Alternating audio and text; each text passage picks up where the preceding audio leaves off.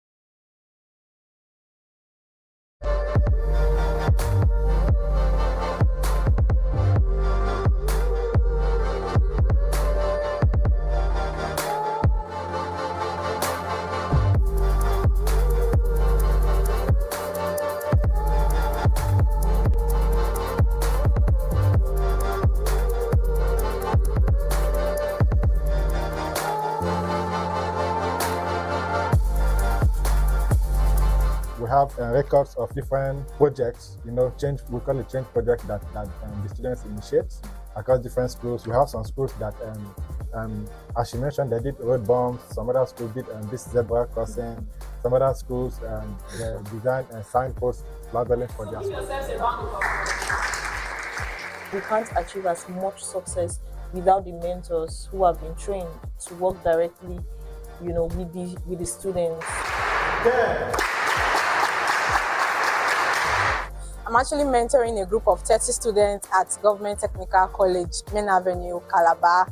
It's been an amazing journey, having to come here every Wednesday to mentor these young students that we are grooming and empowering them to become young leaders in the future. This program as a mentor has been so helpful to me also, because most of the topics that are inside the manual are things, of course, before now I'm not aware of. But through this program, I've been able to learn also as a mentor. My experience as a mentor has been surreal. I have never imagined that I was going to be this valuable. It's like I've been reliving my childhood in the children. I've learned quite a lot from the Bridge Foundation. It has taught me how to be a leader and how to groom myself.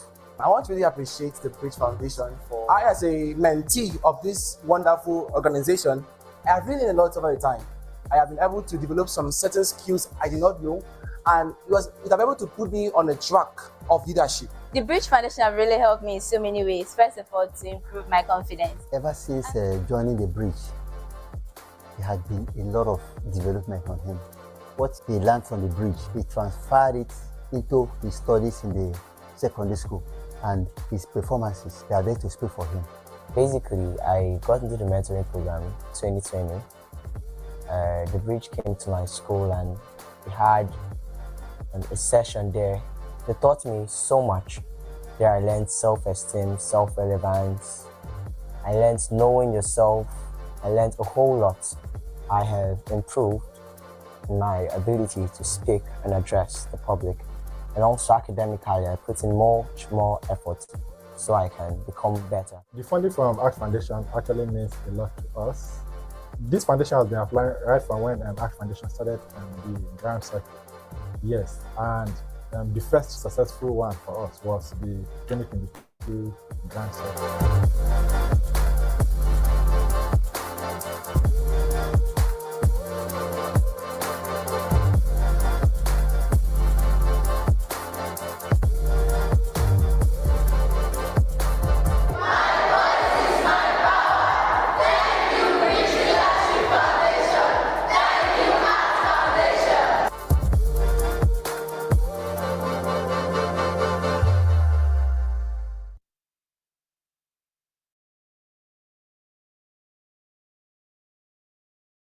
My name is Simon Eli. I'm the Leadership and Partnership Director at Nuru Nigeria.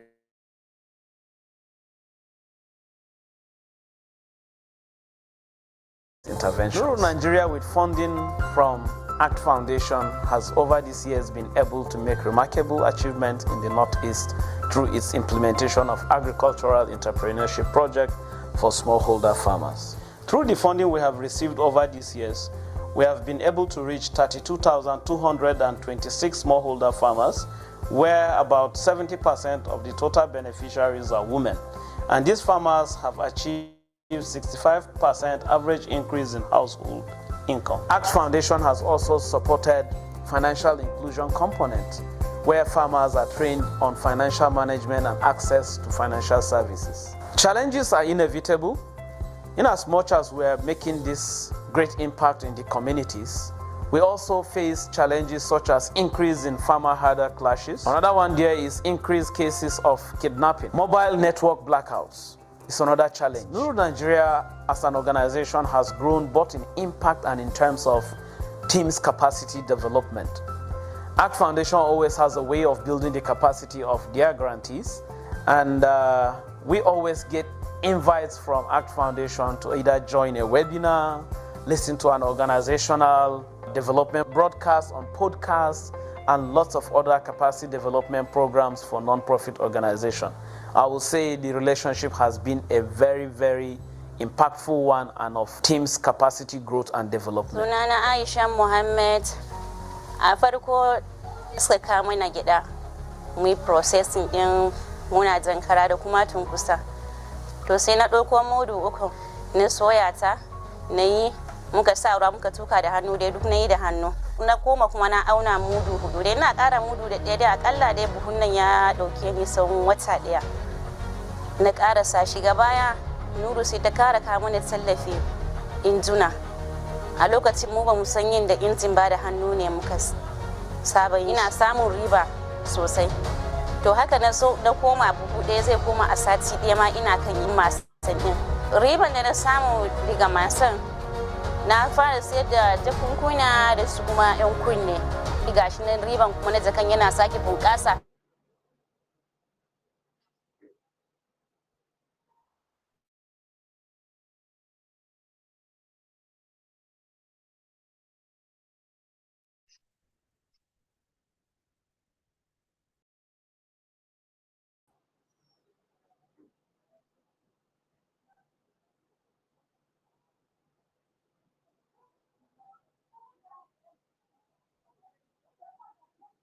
Good morning, everyone.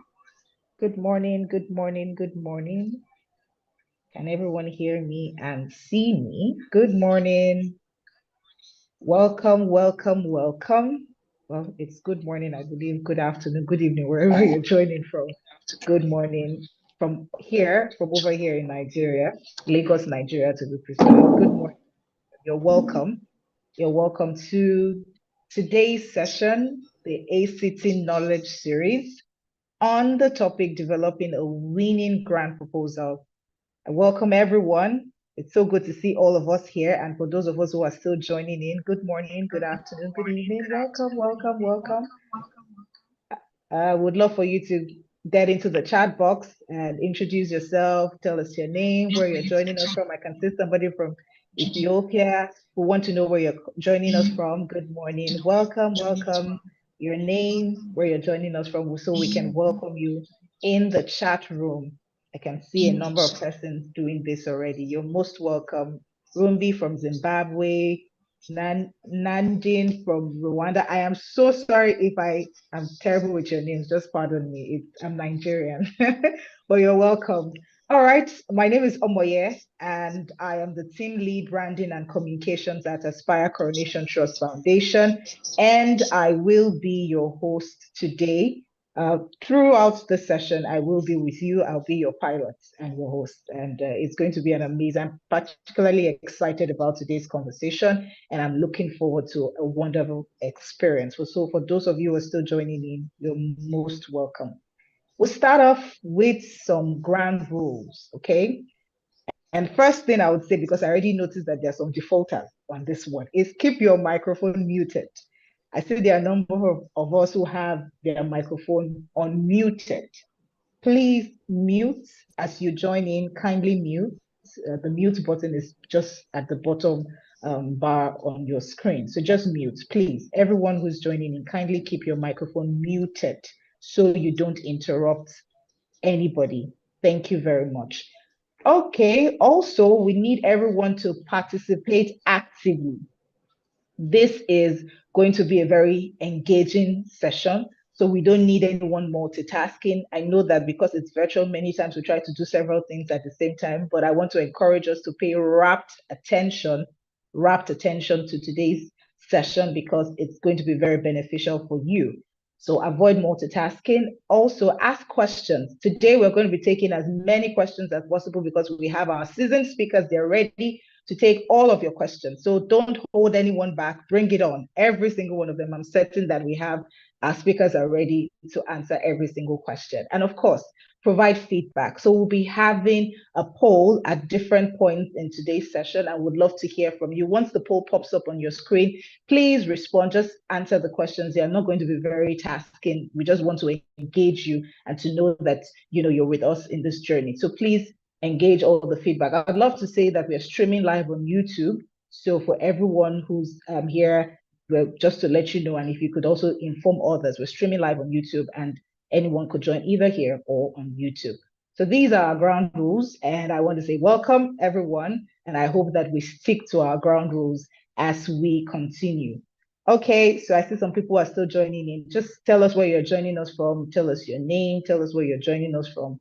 And would love to hear from you. Okay. Okay, so we also look forward to hearing your expectations in the chat room. Would also love to hear your expectations. What are your expectations? What are you looking forward to? Would love to hear from you because we're here for you today. This is all about you meeting your needs with regards to, of course, coming up with that winning grant proposal rather. So, okay, our next slide, please. I hope that we're okay now. I love this part. This is the part that I love in every meeting because this is when we let down all the steam and we become very relaxed. So we have two icebreakers today, and they're going to be very simple. And I want us to engage. You know, I already asked us to engage actively. And first one is, I would love to know how you are. How are you? But you won't answer with a text. You would answer with an emoji. So give me an emoji that describes how you're feeling today. An emoji. I want to know how you're feeling. Get into the chat room and give me, okay, I see a thumbs up. Thumbs up means you're feeling good. All right.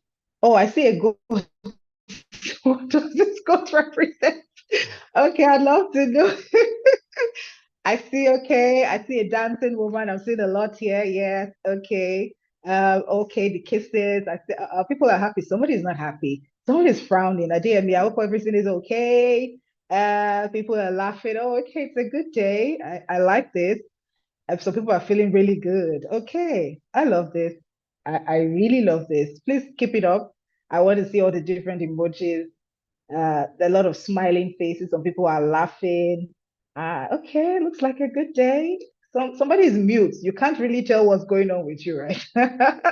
Don't worry. We all in this. Sometimes we're in this space where we really can't explain what's going on with us, but of course we have to just keep living life. Okay, I see more emojis, more emojis. All right. I think a majority of us are actually feeling good. And I think that that's a good thing. So we're excited that we're in the right mood because somebody's feeling like a champion.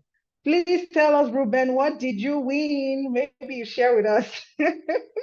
Okay, awesome. All right, good to hear from all of us. Now, my next icebreaker is a simple one, and I'll be asking you, it's a would you rather kind of question, right? My first question, listen carefully. Would you rather take a pay rise or an opportunity to have breakfast with the richest man in the world? Would you rather take a pay rise? Think about the economy. Think about think about the country and wherever you are. Would you rather take a pay rise or have breakfast with Elon Musk somewhere across the world? Okay. Okay. So, all right. Breakfast. Oh, okay. Somebody says dollars. I love you. Somebody says pay rise. Okay. Majority breakfast. Okay. I know it's opportunities, right? You don't know what can happen from that, and you don't know the kind of money and opportunities you will land from, having breakfast with the richest man in the world. Okay, so some people are just all about pay rise, man. We need to meet our needs. So we'll talk about meeting the richest man later. Okay. All right. I've seen, okay. Somebody's saying both. No, you can't take two. I'm sorry. You have to choose one. You can't have both. Okay. I see breakfast. Thank you, everyone. Someone said breakfast, I beg. Food is life. Huh? Oh, is it because of the food or because of the opportunity to network? Okay, I think people are selecting this for different purposes, but this is amazing. All right. Thank you so much for participating in this icebreaker. I hope we're all feeling very relaxed now and into the mood because we really need everyone to be relaxed. And that's the aim of this icebreaker. Thank you very much for participating. We'll go to our next slide. Now, at this point, I want to let us know that today's session is going to be translated in your preferred language. So if you prefer to have it in other languages, you could just follow the prompts that I'll be explaining at the moment. So on your screen, you would see a more icon rather at the bottom tab of your screen. You see a more icon, just click on it. For some persons, you can actually see a captions icon at the bottom tab of your screen. If you can see it, just click on it. And then you would see caption language. Click on caption language. Click on caption language to select your preferred language. Once you've done that, it would start to translate in your preferred language and you can enjoy the session in your preferred language. But I'll run through it again. At the bottom of your screen, you see a more icon or a show captions icon. Click on it, select caption language and choose your preferred language. And of course, enjoy the conversation. I hope this was easy for everyone to understand. Thank you very much. At this point, I want to let us know that today's session, of course, is brought to you by ACT Foundation, Aspire Coronation Trust Foundation, in collaboration with the Nigeria Philanthropy Office. Now, the Nigerian Philanthropy Office is a private-led coordinating office located in the Office of the Vice President, and they seek to drive high-level catalytic philanthropic support for micro, small, and medium enterprises for targeted sectors that have high job creation potentials. Now, this office is aligned with the job creation goal and vision of the current administration. And the objective basically is to create startup funding, community partnerships, and SME support. And we are very excited to be partnering with them, collaborating with them for today's session. All right, so next slide, please. Now, at this point, as we get closer to the main reason why we're here and the meat of today's conversation, we would love to have a welcome address by the Chief Executive Officer of Aspire Coronation Trust Foundation in person of Osai Alili. You're most welcome, ma'am. Thank you.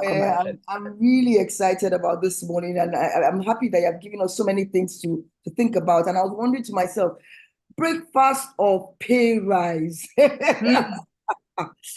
long as if it's not Elon Musk, I'll do breakfast, but we'll talk about that later. Welcome, everyone. It's really a pleasure to be here with you all today. I'm seeing Tanzania, Ghana, South Africa. Every one of us are really, really interested in pushing what we do on our different platforms across our different countries. And we know for a certain that developing winning grants proposal is key. So that's one of the reasons we're here today. This session is really contributing to the strengthening the capacity of nonprofits across Africa, but also ensuring that your impactful ideas and projects receive the support that they deserve. And that's one of the reasons that we're fortunate enough to have two seasoned experts today. I'm so excited that we have Chidi Cold Sweat, one of our own, and then, of course, Ekong, one of ours as well, just talking about it, sharing their deep knowledge. But, really, this conversation is all of us together, coming up with different, just different reasons and questions and coming up with the solutions to those questions and seeing how best can we do this thing better. So the insight is not only going to help us to navigate complexities that we see, but also to help us give us tools that we can stand against competition that we're facing in the funding environment today. So I'm looking forward to just having this conversation with everybody, and I trust that every one of us will participate to the best of our abilities, but also enjoy the process of the conversation and all that we're going to learn and take away with us. Thank you, Omoye, and thank you so much to and Chidi as well. Enjoy the rest of All right, thank you very much, Saya Lily. That was an awesome one. And indeed, I believe that we're all excitedly looking forward to today's conversation because it's going to be very, very beneficial for all of us. I want to, at this point, encourage everyone who's joining in to please stay muted. Also, actively participate because today is going to be a very engaging session. At this point, we'll be taking a quick poll. And the poll will be coming up on your screen now. And I would love for everyone to take about 1 minute or so to fill this poll. Okay, can we have the poll up? All right, so the poll is on our screen now. Just fill it. It's just about 4 questions. And there are multiple choice answers, so you don't have to really write. Just tick the answers. I hope we can see the poll on our screen.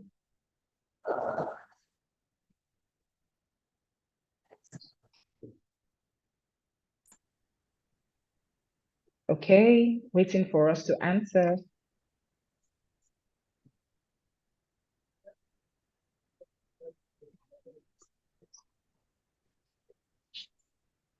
So how would you rate your experience in writing grant proposals? Number 2, what is the biggest challenge you face when writing grant proposals?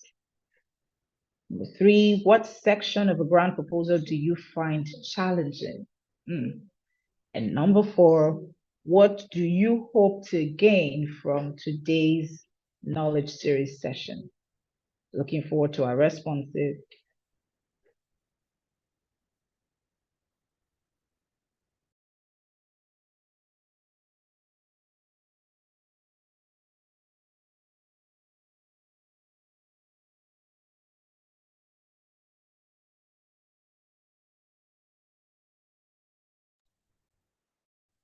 So are we feeling, because we'll be ending this in about 20 seconds. Okay, I see some persons are done. Thank you. Thank you very much, Benny.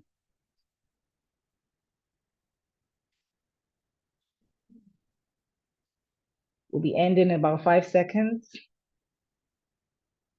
5, 4, 3, 2, 1, done. Thank you very much. So, okay, I can see our responses and I'll just take us quickly through it. So we see that for number 1, how would you rate your experience? We have people staggering between beginner and intermediate. Okay, so you're in the right place. Okay. Number 2, what is the biggest challenge you face when writing grant proposals? Identifying suitable funding opportunities has 24%, and the highest is writing a compelling narrative. Okay. Budgeting and financing, meeting grant deadlines. Okay, I see everybody's able to meet grant deadlines. Okay, all right, and understanding funders' requirements, 11%. Number 3, what section of the grant proposal do you find most challenging? Wow, okay, I see that problem statement, project description, budget. I think everybody actually needs help with everything, so this is good. Thank you very much. And number 4, what do you hope to gain from this knowledge series? The highest has tips for writing a successful proposal, understanding funders' expectation comes next, and learning about new funding opportunities after that, networking with other nonprofits. This is great. Thank you everyone for filling this. I believe that we are all in the right place. All of your needs, I believe, will be met by our seasoned and amazing speakers as we get on from now. But before we do that, I want to welcome Abiodun Owo, aka Bibi. She's the programs manager at ACT Foundation, and she'll be doing a brief introduction about who we are at ACT Foundation. Over to you, Abiodun. Thank you very much, Omoye. Please confirm that you can hear me. Hello, everyone. Hello. We can hear you, Biodun. Great.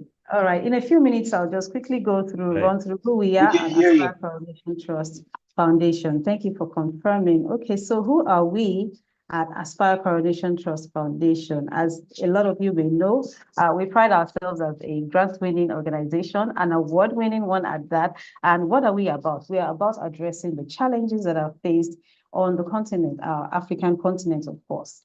And how do we do this? We do this through funding, and we also do capacity building and strengthening, especially for nonprofits and for social enterprises in the sector, because we have found that this has been a continuously observed gap in the ecosystem, and we seek to address that, all in the spirit of, attaining sustainable development in the end.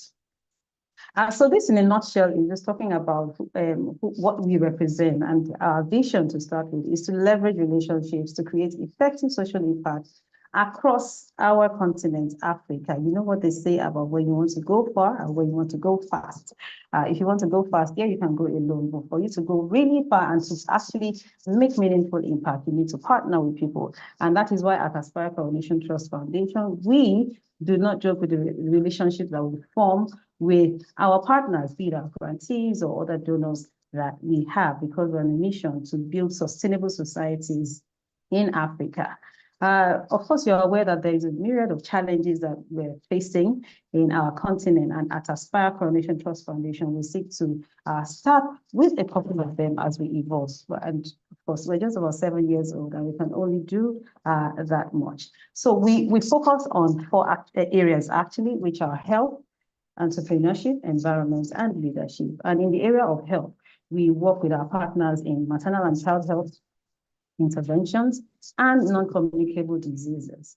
With respect to environment, we work on integrated waste management, providing access to water, because we see that this is a dire need on the continent, and of course, climate action. We know that the climate change issue is not something that we can isolate ourselves from. So we support interventions that do this creatively around the continent.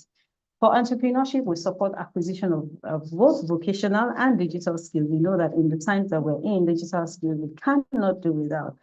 Vocational skills as well, we cannot relegate to the background. So we support vocational and digital skills acquisition. Of course, financial literacy and inclusion is something to also support. And in the area of leadership, it's thought leadership and national development. So at Aspire Coronation Trust Foundation, we're about a couple of things, which is one, grant making, capacity building, partnerships, research, and thought leadership. With respect to grant making, we have our main grant, which we open every year. If you follow us on our social media pages, you will find information about our grant making. Very soon, in the coming month, we'll be opening the 2025 grant cycle. So we encourage you to follow us on Instagram, follow us on Facebook, check us out on LinkedIn, and you will find all of this information. Especially, of course, visit our website. Besides our main grant that we do every year, we also carry out special projects. For example, the Changemakers Innovation Challenge, which is currently running, is one where we encourage those who are harnessing technology to actually make meaningful impact in their society. So this is like a special grant. If you're harnessing technology in creative ways, in an innovative way, and impacting the society, so you're free to apply. The next one will come up next year, of course. You can look out for that. With respect to capacity building, so this is one of such sessions where we build the capacity of nonprofits and social enterprises in the ecosystem. Another way we build capacity is through our Breakfast Dialogue, which is our conference, is our signature conference, which happens every year. If you follow us, you'll know that, yes, the next one is going to happen on the 10th of October this year, and we'll encourage you that you register for that. So besides Breakfast Dialogue, we have other capacity building sessions.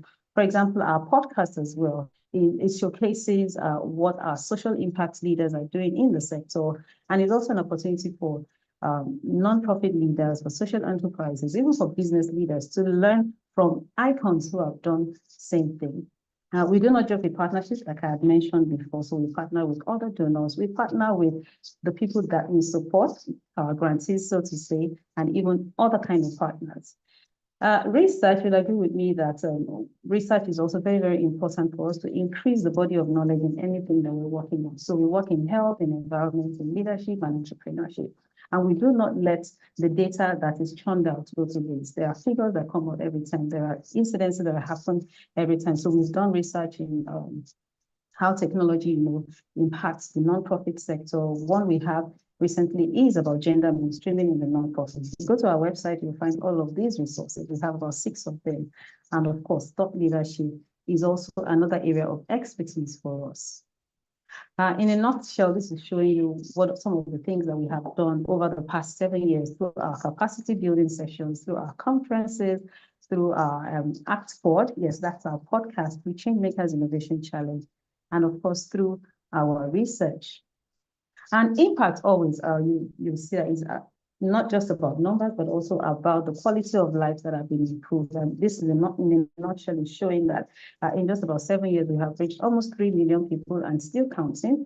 We have reached 1,200 communities in Africa, and we're hoping that, we bring up some new communities, maybe coming in from people in this room today. So far, we have reached 9 nonprofits. We have worked with 9 nonprofits in Nigeria and outside Nigeria. We're currently in 12 countries around Africa, and we're continuing to do great work. Okay, so in a nutshell, that is who we are at Aspire Coronation Trust Foundation. I would like to get out of your hair so that we can go to the meat of the matter. So I will hand over back to Omoye to take us on. Over to you, Omoye. Thank you very much, Abiodun, aka BB, for that session and for just introducing who we are at ACT Foundation. At this point, I know that a number of us joined after we started, but I would just love to let us know that this is being translated in different languages and you can have it in your language. And basically the process is to click on the more icon at the bottom tab of your screen and go on to click captions, or if you see captions, just click captions, select your preferred language by clicking caption language, and then you can enjoy the session in your preferred language. Thank you very much. At this point, we're stepping into the meat of today's session. This is why we're here. We're here to talk about how we can develop a winning grant proposal. And we have two seasoned, and when I say seasoned, they are actually seasoned facilitators who will be speaking to us about what we need to know to develop a winning grant proposal. I'll start off with M. Ekong, who is the regional head of Andy West Africa. Andy is Aspen Network of Development Entrepreneurs. She's had over 25 years experience working in entrepreneurship ecosystem and ecosystem building spanning across Europe, USA, and Africa. At this point, I want to encourage us to please stay muted. Please stay muted when you join in, please. Thank you very much. Okay, so she's had over 25 years experience. I'm very excited about the number of years of experience she's had and what she's been doing so far. She's worked with different organizations, nonprofit, social entrepreneurs, young entrepreneurs, women, older entrepreneurs, and she's helped them in their work in the last 25 years. And we're very excited because she'll be bringing all of this knowledge, all of this experience, and also the knowledge working at Ande West Africa to today's conversation. Please, ladies and gentlemen, get into the chat room and make welcome M. Ekong. Please, with your virtual claps in the chat room. Thank you. Thank you and welcome M. Ekong. Also, we have another seasoned speaker, and that's in person of Chidi Kosworth. That's in person of Chidi Kosworth. I would love to beg us to please mute. It's a huge distraction when you're speaking. So I would encourage us to mute. Thank you very much. Okay. Thank you. Thank you. Oh, I see all the welcome in the chat room. Thank you very much. You're most welcome, M. Ekong. At this point, you also want to welcome Chidi Kosworth, who is the founder and CEO of Donors for Africa Foundation. Chidi Kosworth has been working actively with government, funded institutions. Can we settle? Can we get someone to mute CMC, please? Can we get someone to mute anyone that is unmuted? They're going to keep on having this challenge. Someone should just dedicate themselves to muting people. Thank you very much.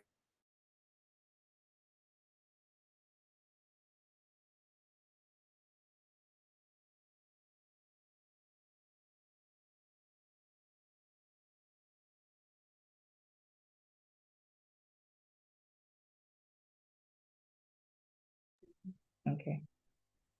We sincerely apologize for that glitch, and I want to please appeal to us.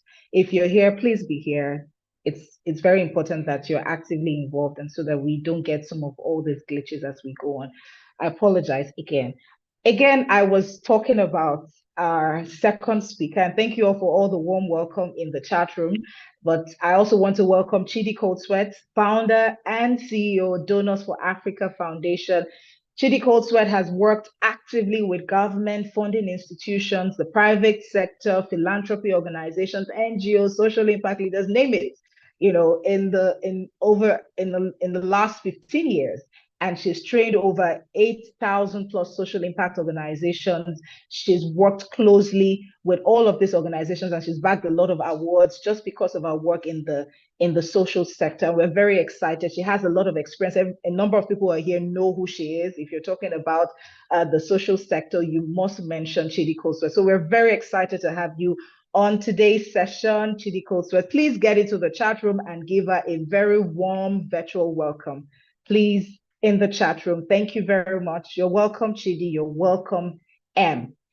At this point, I want to let us know that for those of us who are familiar with our sessions, you know that we always have our speakers come and they take us through the different slides and teach us, as you know. But then today's own will be taking a different twist. And we're excited about that. It's going to be a conversation, a discussion, as you can see on your screen. So we will be having a very insightful conversation with our speakers.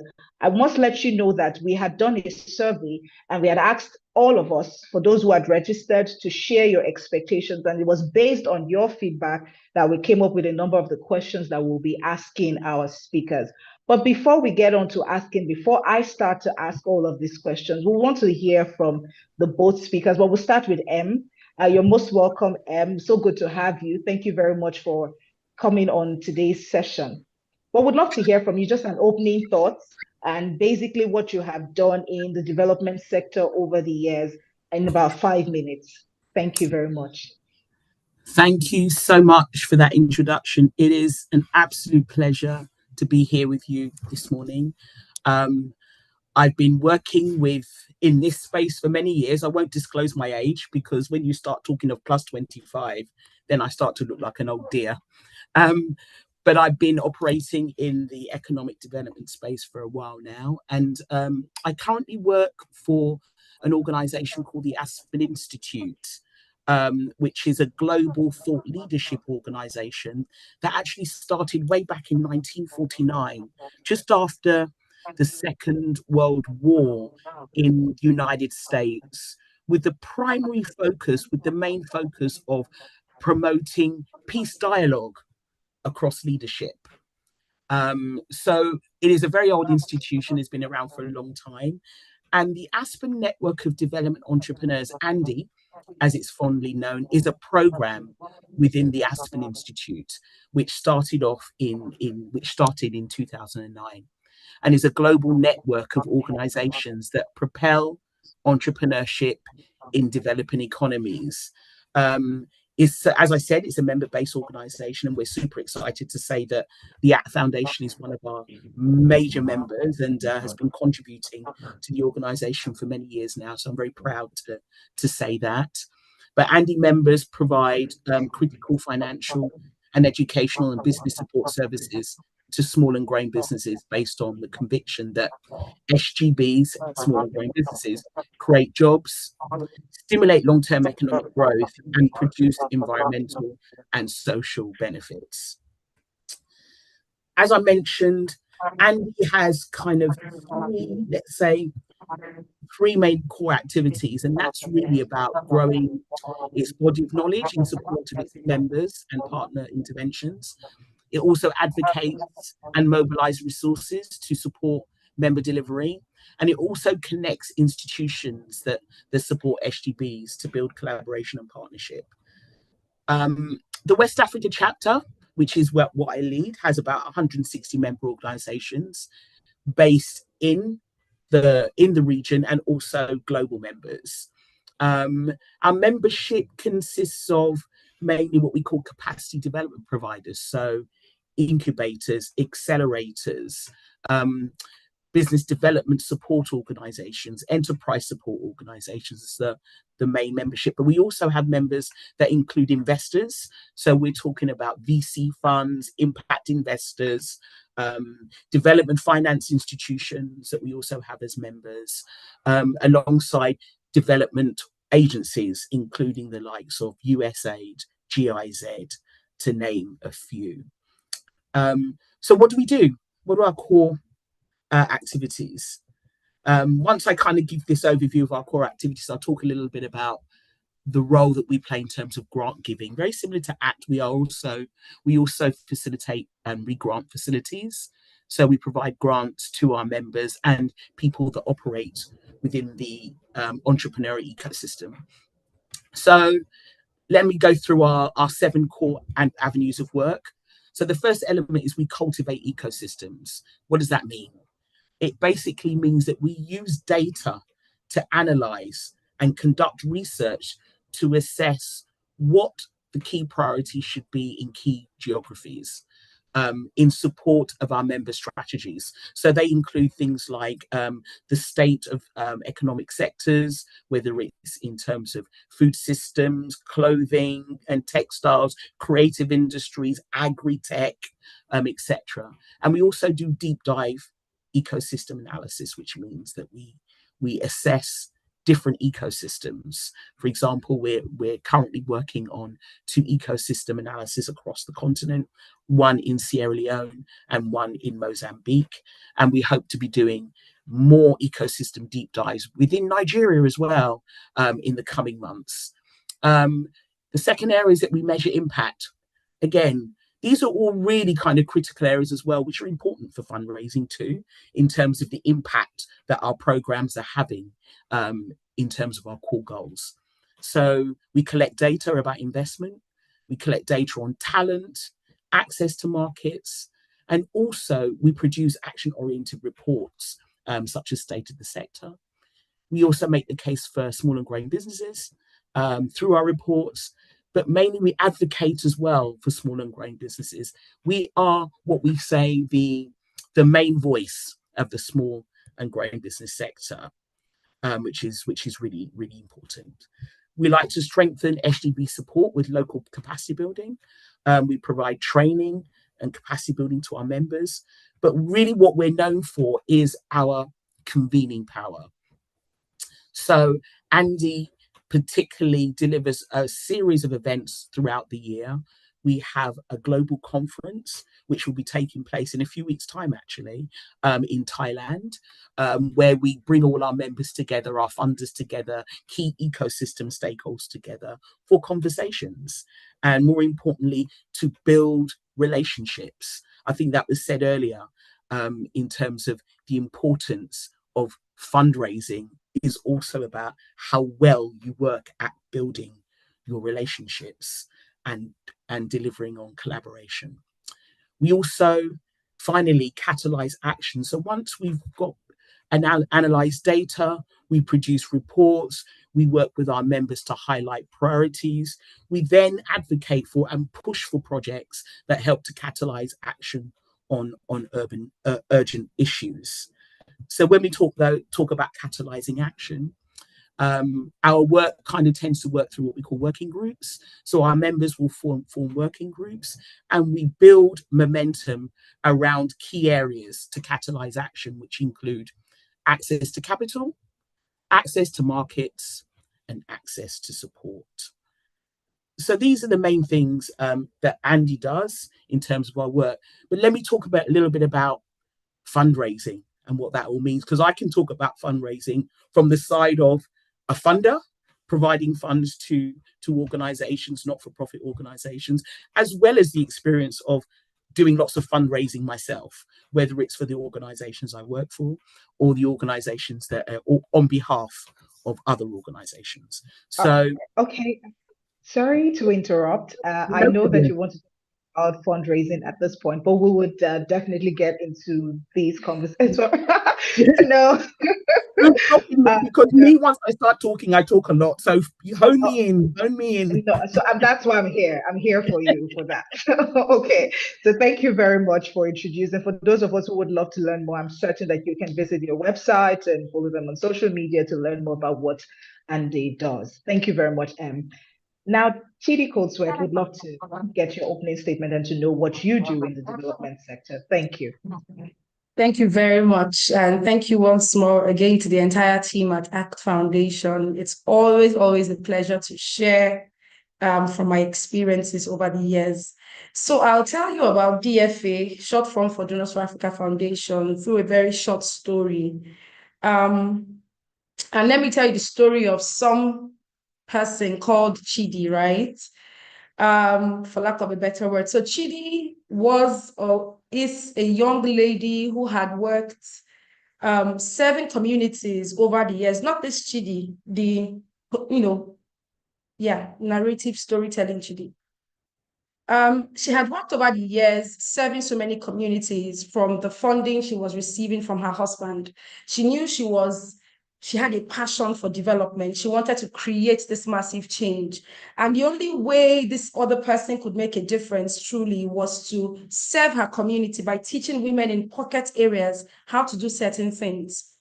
Over the years, 6 years, 7 years, she realized, like many of you on this call, that she could not do it alone anymore. Her resources are not enough to make an impact. Her resources are not enough to take her from point zero to exactly where she desires to be. And so she came across an organization called Donors for Africa Foundation. And what we did with her was simple. We sat with her, we showed her what she was doing wrong, and we celebrated what she had done right over the years. And then we began to show her the opportunities that were in the sector, and we took her through a very impactful, personal, hand-holding experience.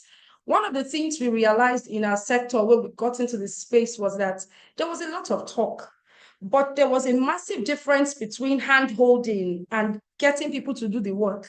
So we focus on the hand-holding process. Our processes are a lot more intimate. And I can assure you, this imaginary Chidi, which is a real person actually, went from zero to accessing her first grant of $300,000. It was the grant she received that was used to open her first bank account. And from this point on, this is probably 3 or 4 years later, she has accessed over $1 million in grants. She has expanded her reach to over 10,000 women across different states in Nigeria, just because she interacted with the work we do at DFA. So in simple terms, we are your go-between. We collect your stories and your troubles, and we show you what your donors are looking out for. And when we go to your donors, we say to them, you have some very stringent measures in place that makes it difficult for the average nonprofit located in Africa, makes it difficult for women who pivoted from their career space in the private sector to want to make a difference with their experiences. Why don't you reconsider redesigning, realigning your request, your demand from these nonprofits? And I would say DFA is the go-between between funding agencies, international organizations, the nonprofits based here in Nigeria and across Africa, and we work with them to strengthen their capacity. Over the years, we've trained well over 8,000 nonprofits. Closely, we've worked with over 550 nonprofits as well, from 30 different African countries, helping them raise as much as $30 million US. And this was from 2 years ago. If we do the maths, I'm very, very sure that that figure has also increased. In a nutshell, that's what we do. And we do this through capacity building programs. We do this through personal consulting. We do this through human-centered program designs. And I'm truly excited to talk more about grant writing, because I've now found out over the years, playing my role as both the person who helps you work on your proposals to the person who reviews the applications and say, oh yes, let's award funding to this person. I have a thing or two to share concerning grant writing. Thank you once more. Thank you.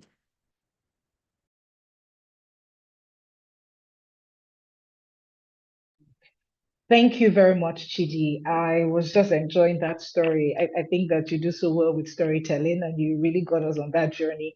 And I want to appreciate you for sharing your experience. So just listening to the both of you, I am certain that we have, I know I've said this over and over, but if you listened to them talking about what they do, you know that we have two different sets of people that can actually meet our needs. So Chidi, on the other hand, works more intimately. Excuse me, I picked the word intimately from what you said. So you're working closely and more intimately. And I know that M with Andy works more elaborately, I'd say, more with SMEs and all of that. So we would love both approaches, and we'll be picking up from the knowledge and the experience that you've had over the years working in these different areas. Now let's get on to the questions. I'd love to let everyone know that we would be entertaining your questions. So as they come, please note them and you could put them in the chat room. We have someone in the chat room who will be collating these questions and would have a time for question and answers. But let's get into the conversation. And I would start with M. How can organizations, because you had already started talking about fundraising, so let's get into talking about fundraising. How can organizations plan for funding? How do we position, so I'll be speaking on behalf of these organizations, how do we position ourselves for grant opportunities in terms of our organizational structure and other things? How do we plan for funding? Wow, it's a big question. For me, it always starts with the development of a fundraising strategy and highlighting what our core goals are. I mean, the steps are probably really obvious, and the steps are some things that you always often take. But really, what I note about it is how detailed are we in our thinking? How smart are we in our thinking when we are putting together our goals and objectives? So, for me, the starting point is setting very clear goals. Smart goals is critically important. What's your financial target? How much money is it that you're trying to raise? For your projects across your organization, or if it's for a particular activity. So that's looking at the purpose of your funds. What are the timelines that you're trying to develop as well? So that's the first part, setting clear goals. The second part is around understanding your audience. Yeah. These steps are very similar to the steps I will always advise people in terms of even business development. You know, it's what are your goals? Who is your audience? Who is your target audience? And that means which donors, which segments are you particularly interested in terms of the work that you're doing? Because it's really, really important. And I don't know how much detail people actually do in this work to really understand the motivations behind your target donor strategies. So I would always say, understand your audience, understand their strategies, understand their goals, understand their priorities, so that you can align your activities to these particular goals of funders. Now, I mentioned developing a fundraising strategy. What methods do you use? Fundraising is broad, and I know that we're focusing particularly on grants and applying for grants, but there are other fundraising attributes that you can look at: crowdfunding, individual donors, campaigns, etc. But our focus here is on applying for grants. And with that in mind, very, very important to understand, as I mentioned earlier, the goals of your funders. The tool that I always use in terms of creating a case for development, and I'm not sure how many of you've heard, but I always draft up a theory of change. What is it that I'm trying to do? What impacts am I trying to make in the programs that I'm delivering? And I'm not sure how many of you have actually developed a theory of change, but I think these are very critical tools in which you can use to highlight outcomes, impact, targets. So those are important things. And creating a budget. Creating a clear budget, creating a marketing plan, all of these things are particularly important. So this is what I would focus on. Remind me of the other aspects of the question you mentioned. Okay, so as in terms of organizational structure, how do I position myself? For me, I mean, in terms of positioning, I would describe myself as a network coordinator. What I would always say to people is position yourself in the spaces and places where you'll meet your funders. Spaces and places where you meet your funders. People give money to people, you know, so relationships, putting yourself out there, making sure you're in the space you want, build relationships. You want to be at the front, back, center of your funder's mind, whether it's before you've done any fundraising or after, which is why organizations like Andy are really important, because we provide the convenings, the platforms that bring potential projects together with potential donors. Build relationships, make sure that you're seen. Chidi did an excellent overview of what you need to do. Tell your story. What is your story? Again, these are kind of things that a funder is looking for. Tell your story in a very complete way. Make it very personable, you know, when you're meeting potential donors. As I said, keep building relationships. These are things to me that are particularly important. Going into structural things, organizational structure is important. Do you have a board? Do you have the usual boring stuff, guys? I'm afraid. Making sure that you tick all the boxes. Read criteria for funding. We don't read, and that's the God's honest truth. For someone who reviews grants, proposals that come in, you often think, did they read the guidelines? Ooh. So the trick, before you do anything, because all we usually see is the money first. We think, hey, big money, 25K, 100K, 1 million. We love it. We love those sums. But do we actually read the guidelines for what the funder is looking for? Because very often, I would say 60% of the grants that we receive will be thrown out just based on the fact that they don't fit the criteria. So read the guidelines really well. Read the criteria in terms of, have I got the appropriate structure? Do I have the appropriate track record? Do I have the appropriate staffing? All of these things, very, very, very, seems obvious, but we clearly don't do it well enough, because that's often why our bids are turned down. So make sure you're structured well. Okay, thank you very much. Very insightful points that you have shared. I'm certain that we all have been writing. You don't come for sessions like this without a notepad and a pen. You need to actually write, and then of course, after writing, you have to read afterwards, because you know that Emma's emphasized on reading. So a number of things she's emphasized on: funding strategy. You must have a funding strategy, of course, have a theory of change, a budget, your marketing plan, leverage relationships, go for networking opportunities that you find. And we always say this at ACT Foundation, and our boss, our CEO, would always say this: you must look out for ways to build relationships. It's very critical in our world today. And of course, tell your story. Nobody will tell your story for you. And read criteria before applying. Don't be such in a haste to apply. Now, thank you so much, Chidi, would you love to share something on this question? How can organizations plan for funding from your perspective and your work so far? Okay, I would go back. And that backwards is, why are you even in this business of non-profiting or non-profiteering, if there's anything like that? What I have found in the sector is that many people don't know why they are doing this.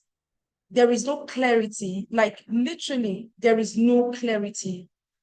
You ask, what do you do? Who do you serve? And honestly, genuinely, they don't have an idea. I'm sorry, I live very close to the airport, so you hear airplanes flying. They don't have an idea of what they do or what they want or who they serve. Some nonprofits have no business approaching anybody for funding. Just take 1 year off, sit down and do the maths, because I have found that in doing the maths of who am I, who do I serve, what is of interest to me, every day we receive opportunities in their thousands. Now, people have even narrowed down those opportunities to, do you know anybody working in this? Do you know anybody working in that? Because they don't even want to do a loud call anymore. So it boils down to the question of knowing yourself, knowing what you do and who you serve. That is the first step. Why do I say so? If I know myself, if I know who I serve, if a $50 million opportunity is not in line with my area of interest, I will turn the other cheek.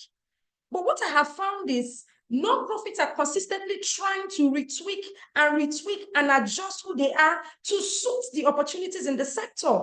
Meanwhile, if we take education has so many children that if you start, you're looking at TVET, you're looking at vocational, you're looking at primary school, you're looking at informal, and there are specific funding for all these different elements.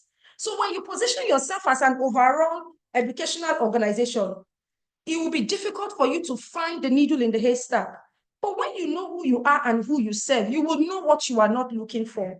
So my first strategy to any nonprofit organization who is looking to do this seriously and not looking to run away with any funder's money, my advice to you is simple. Know who you are, know who you serve, so that you can narrow down your options. You can narrow down your strength. You're not wasting energy applying for 50 opportunities every week and getting no results. Instead, you're investing 1 month. ACT Foundation has a standard application. Every year it comes out in October. You should have started last year to prepare your application for this year. Because even if the questions change, they just tweak a thing or two here and there. So you cannot put in that amount of thorough work in an ACT Foundation grant and most likely not see results. So that's what I would advise. Go back to your why, know why you're doing what you're doing, and narrow down your expectation as well as your energy. That would be my recommendation to nonprofits. Thank you. Wow, Thank you very much, Chidi. Know your why, know who you are, know the why behind your existence, and know who you serve. Very, very important. Thank you very much. Now I see that we are already putting up our questions. You'd see there's a question, the Q&A icon at the bottom of your screen. Kindly use that to put in your questions rather than using the chat room. It would be easy for us to just navigate through the questions. And also look out to listen to what our speakers would be saying, because we may address some of your questions. So before you're quick to put out your questions. So let's just listen, okay? All right, thank you very much. Now, let's talk about some of the common trends and emerging opportunities, because we've talked about all of the basic things that we need to know. But are there common trends, emerging opportunities? Because we know that as time moves on, different things changes, that there are things that we need to look out for. So what are the common trends, emerging opportunities, and changes that nonprofit social enterprises need to be aware of in the funding landscape? Let me start with M, and then we'll come to you, Chidi. I'll switch later, but let's start with M now. Okay. Thank you for that. Gosh, common trends. For me, and in the space that we work with, what's happening right now, and because I'm talking as well from a global perspective, because of Aspen being a global organization that engages in terms of supporting people for regranting. The big thing that is happening at the moment, the big common trend at the moment, is localization, which will provide a huge number of opportunities for many of the civil society and not-for-profit organizations that are in the room today. There is a real drive from international development agencies for a localization agenda, and that means providing services, resources locally. Yeah, and we've had trends in the past where, and I've seen some really incredible things that I still can't believe happen today, where people will apply for funding to fly an expert in from, say, Europe to come to Nigeria on something I will call really simple, like business model canvas. Like, we don't have experts in Nigeria that could do that, you know? So really it's about providing resources locally, and big international funders are very keen on driving that, which means we in West Africa need to really ensure that, number one, we put it out there what our expertise is. We really highlight what our best practice, what our track record is, and improve our skill sets if we need to. Because, as I said, West Africa, I'm speaking particularly, we have so many skills, resources, and programs which should be attracting some of these global funds. So anyone that knows me, or Saeed knows me well, I'm a big advocate for localization and ensuring that we bring those global fundings to local local communities at large. The second thing I will say, digitization. Everybody's talking about digitization and technology. Me, I'm a technophobe. I hate it personally. I can't keep up with the young minds and all of this fast-moving tech. But everybody's driving tech, digitization right now to really close some of the gaps that we have with the target groups that we're trying to meet, to improve efficiency. All of these things, the digital agenda is critically important, and that we must also bear in mind. Other things is around measuring impact. Again, we know people talk about it all the time, but how do we measure the impact of our work? You know, it's important to ensure that you have the mechanisms to be able to measure the impact of your work, and then be able to tell your story, just like Chidi was doing earlier. Really, really important. You know, get case studies from the people that you support. People want to hear from people, not people like me, but they want to hear from the people that you're impacting on the ground. So create case studies. Let the voices of your target group come out to be able to share your story well. Understand what all the impacts are that you need to be considering when doing your fundraising proposals. And finally, because I know Chidi will come in with so many other aspects as well, is really about climate change. These are trends. We hear about it. It's everywhere. we know about it, but how many of us, again, are making sure that the climate and environmental impacts are central to the work that we do, and how our work touches on climate? We're in an oil-producing country. We know already that for us in Nigeria, the oil and gas sector is a huge and massive sector that is driving challenges for climate. How is it we as an entity, we as a country, can look at new ways to improve climate, to help people on grassroots communities understand what climate is, and for civil society organizations to understand the impacts that they have in terms of climate?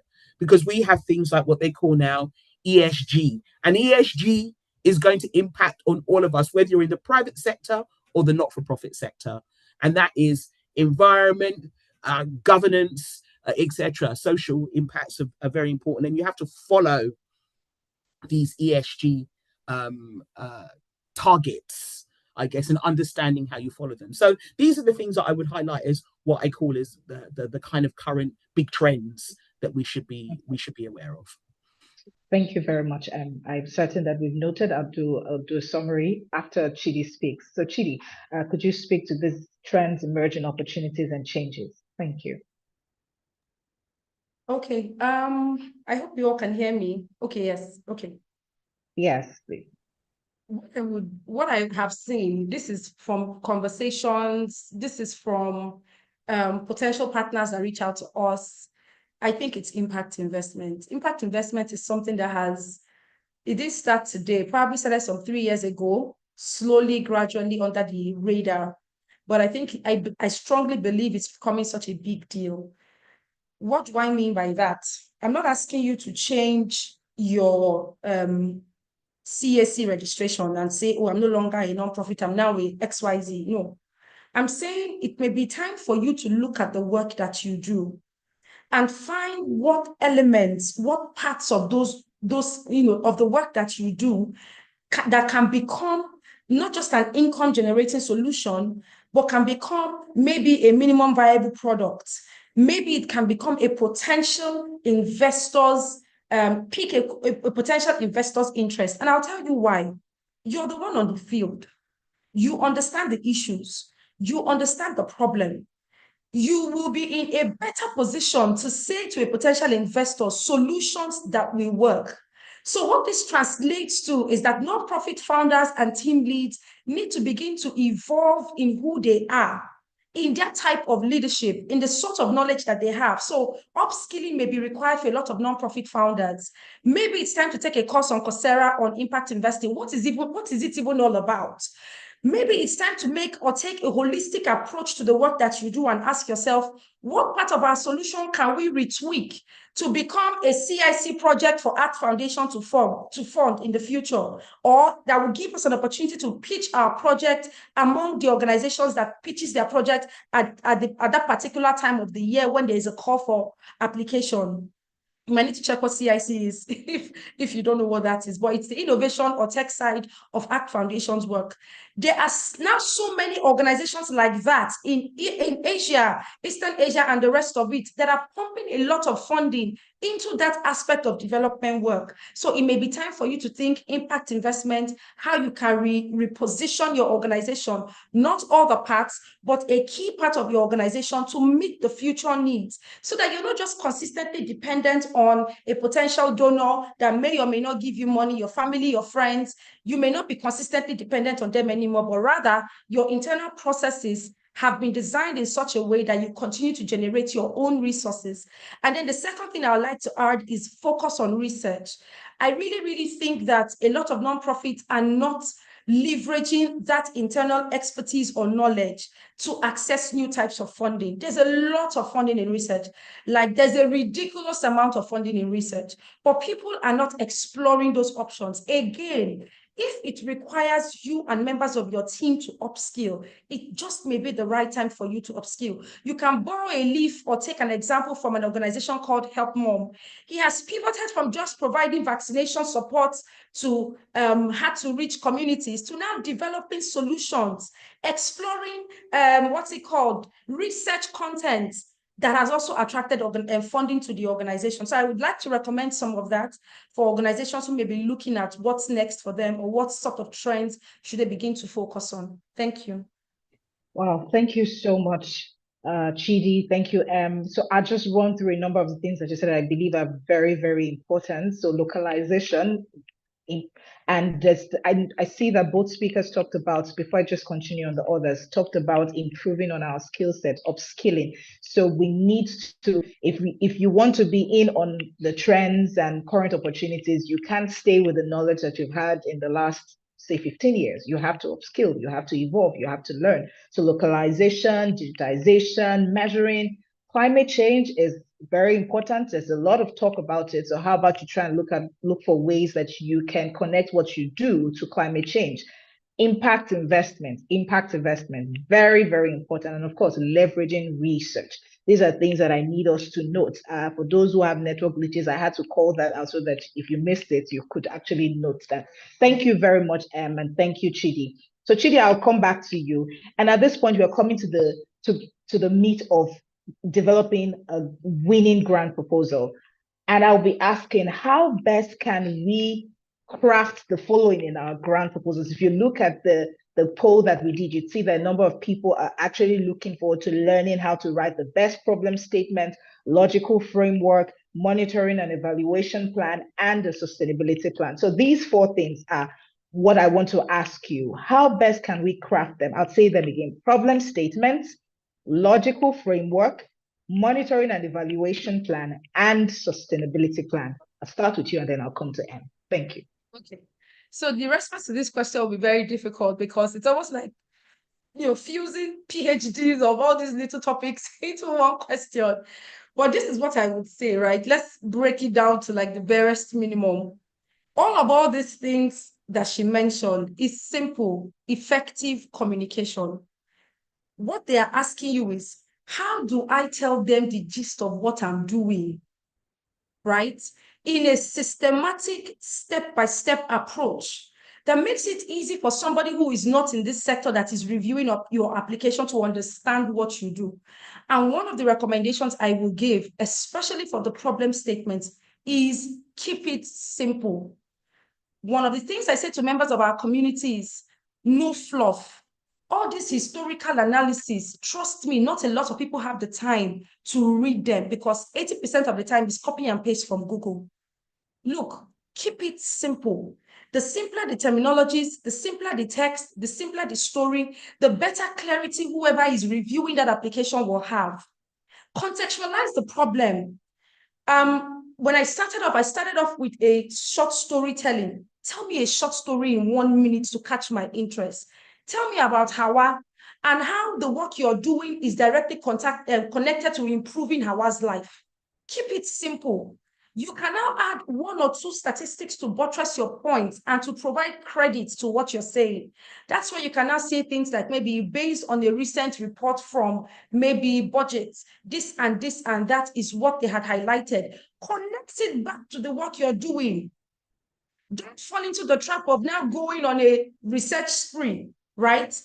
Keep it simple by contextualizing the problem, by telling a short story, by describing the exact solution you are solving or problem you're solving.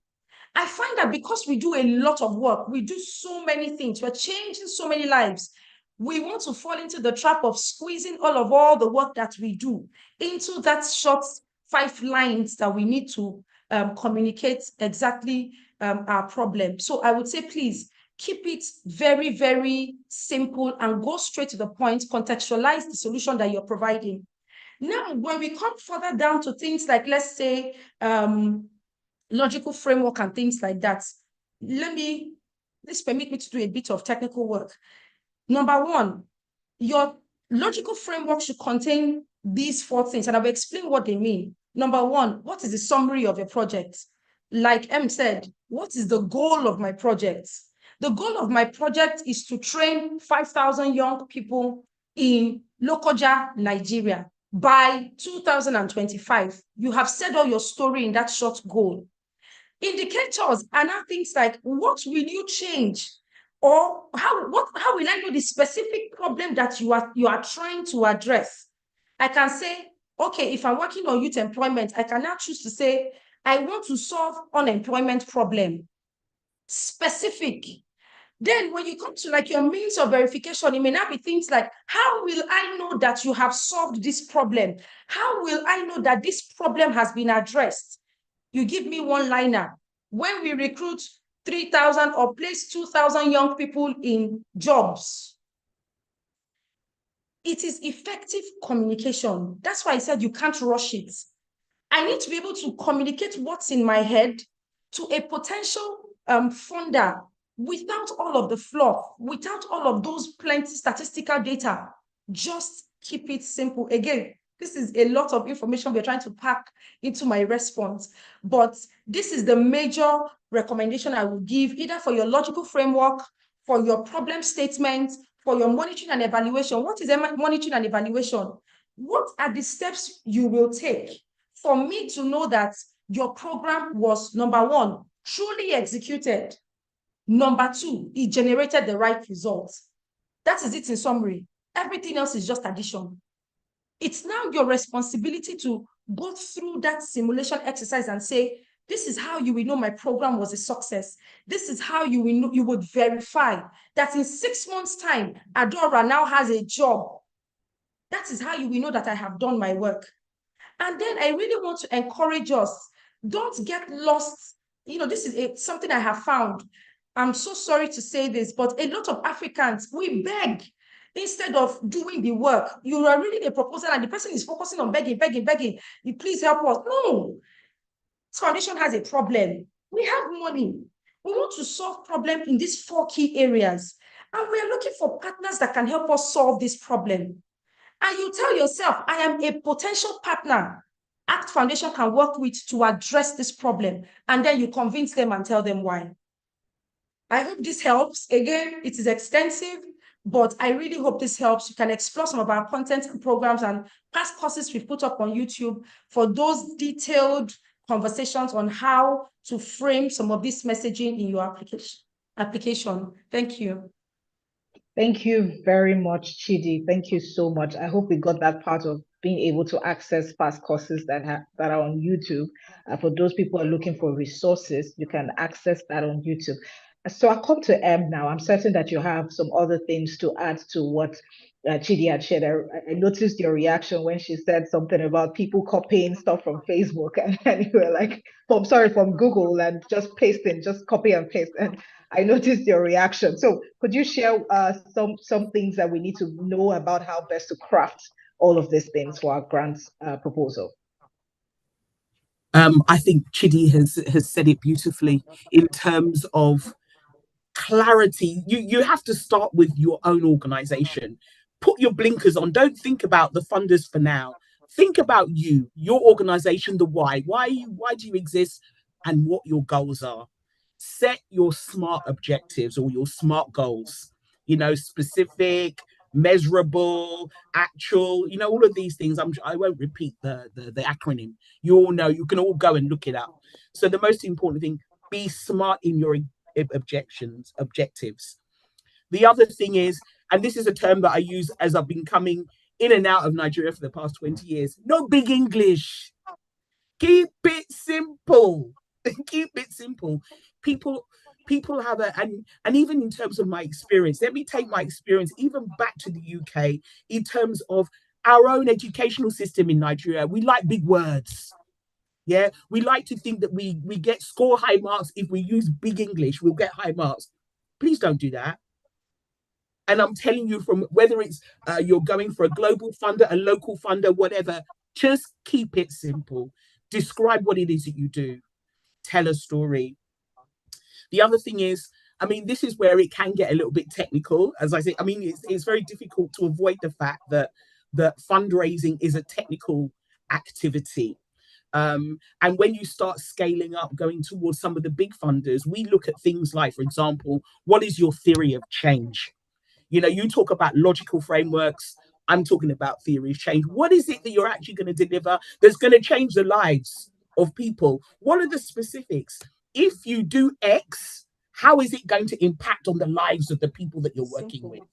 Just keep, again, it's the challenge is that stomach infrastructure, we need money. So we're always chasing the dollar instead of looking at what we're doing and building and finding the right funders for our projects, as opposed to round hole, square peg or whatever. We always try to squeeze in our organizations so we can get money. It's not the right approach. You will find yourself failing, and there's nothing worse. You stop, questioning what you're doing. But if you start from the position of clear goals, clear objectives, reading the guidelines, understanding what the funder is asking for, and then responding with your logical framework or theories of change. Another big bugbear of funders, and I'm sure Chidi and others will, ChatGPT, or Google cut and paste, whichever one you wanna describe, is a tool that everybody is using now. But really, does that describe the work that you do? This, with fundraising, it's not about a wrong or right answer. Just describe your activities. Do you fit in with the objectives of the donor? If you don't, walk away, because otherwise you're spending a lot of time and energy doing something that's not going to be appropriate, doing something that's not going to fit with the funders, what the funders are looking for. So I think that those are the things that you should be critically aware of when you're doing all the log frames. I love theories of change. It helps you almost like tell your story. If we do this, this is how it's going to impact on. If we do this, this is how it's going to impact on. And then tell that. So, you'll find lots of tools online, and I'm happy to share with at Foundation some of the tools around theories of change. And also, as Chidi mentioned, lots of training programs that will help you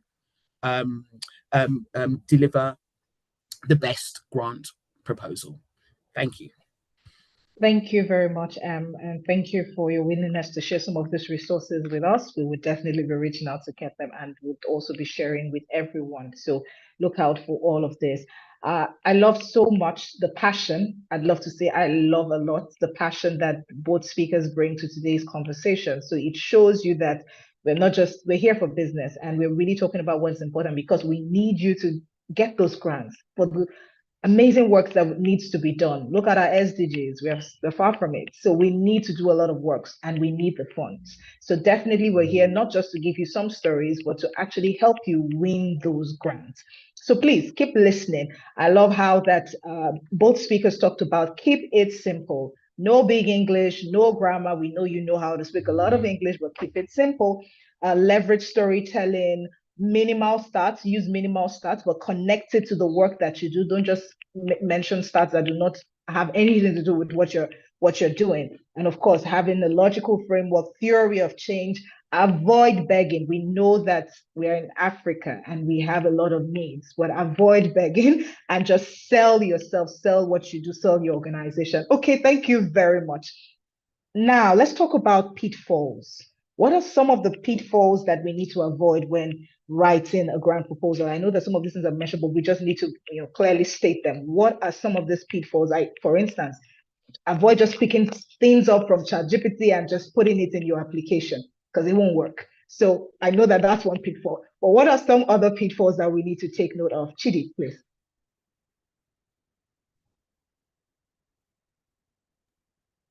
Okay. One of the pitfalls we need to take note of is, I think, not starting early. I think many of us really underestimate the importance of starting our applications early. Again, just back to the story I shared, you can't compare someone who would have probably started planning for an ACT Foundation grant application, speaking, because this is the benefit of starting early. When I make up my mind that I want to apply for ACT Foundation grants, second thing I'm going to do is to find out who are all the people that have successfully accessed those grants. Do I have a relationship with any of them? Can someone introduce me to one of them? And then I would ask them, what did you do to be successful? If hopefully the person is willing to share, because I find that's also something that is quite common as well. People don't like sharing their success stories, but I'm hoping that people who have invested time, to be here, you'll be one of such people, because again, it boils down to the scarcity mindset that when they give to one person, it takes away from yours. So I'm hoping that we are also it's something that we are conscious about. And it's one of the areas I start off when I'm teaching to say, deal with the scarcity mindset first. There is enough to go around, irrespective of what people are saying. There is enough to go around, because if I calculate the personal request I'm getting, recommend organizations you know, recommend organizations you trust. That shows you that there is money in the system, but probably they don't know who to give it to. So the first thing I would say is ensure that you have the right mentality to start early. When you start your application process early, you have time to review and review and review. The miracle mentality in Africa has caused us not to put in the amount of work that is required. Let me not say what I want to say. It's that we are involved in has caused us not to put in the work that is required. But if you start early, I was so blessed to work with, one of these development professionals, Dr. Akudo, very early in my career. And when we are applying for something, I'm like, all this scenario that we are doing, we would have a joint meeting. Communications lead will be there. Financials will be there. Head of partnerships will be there. The person who is writing the application will be there. We will decide what direction we want to take. We will have another meeting when she has developed the application, and we will review from a communications perspective. Did she cover everything you want covered? Budgeting. How can you have, let me say, you want to be able to give money to some of the ballets and you don't factor it in your budget, and somebody's reviewing your budget and they don't see a line items for that particular item, it's because there is no co-creation, there is no collaboration. One person sits down and send it out. And please don't tell me that you don't have a large team. If you start early, find a trusted friend that you can send your application to. Please help me review. What do you think? Many times when we've looked at a document for too long, what ends up happening is that we don't see the mistakes. We don't see the errors that we are making. But when someone who is new, has a fresh perspective to the entire thing, looks at your, no, this one is not connecting to this. I don't think this is that. I don't think that is this. So please start early. It's a major pitfall that I find a lot of nonprofits make. They don't start early. They do it in 2 days, and then they are surprised that they get rejected, and then they complain every day, I'm applying. They only work with people that they know and like. In fact, this country is who know who, excuse me. Ask those who did not know anybody but access the same opportunity. So I would say, please ensure that you start early in your application process. You review what do they want? Some people will tell you 1,850 words only. What that signifies is everything you are writing should not exceed 1,850 words.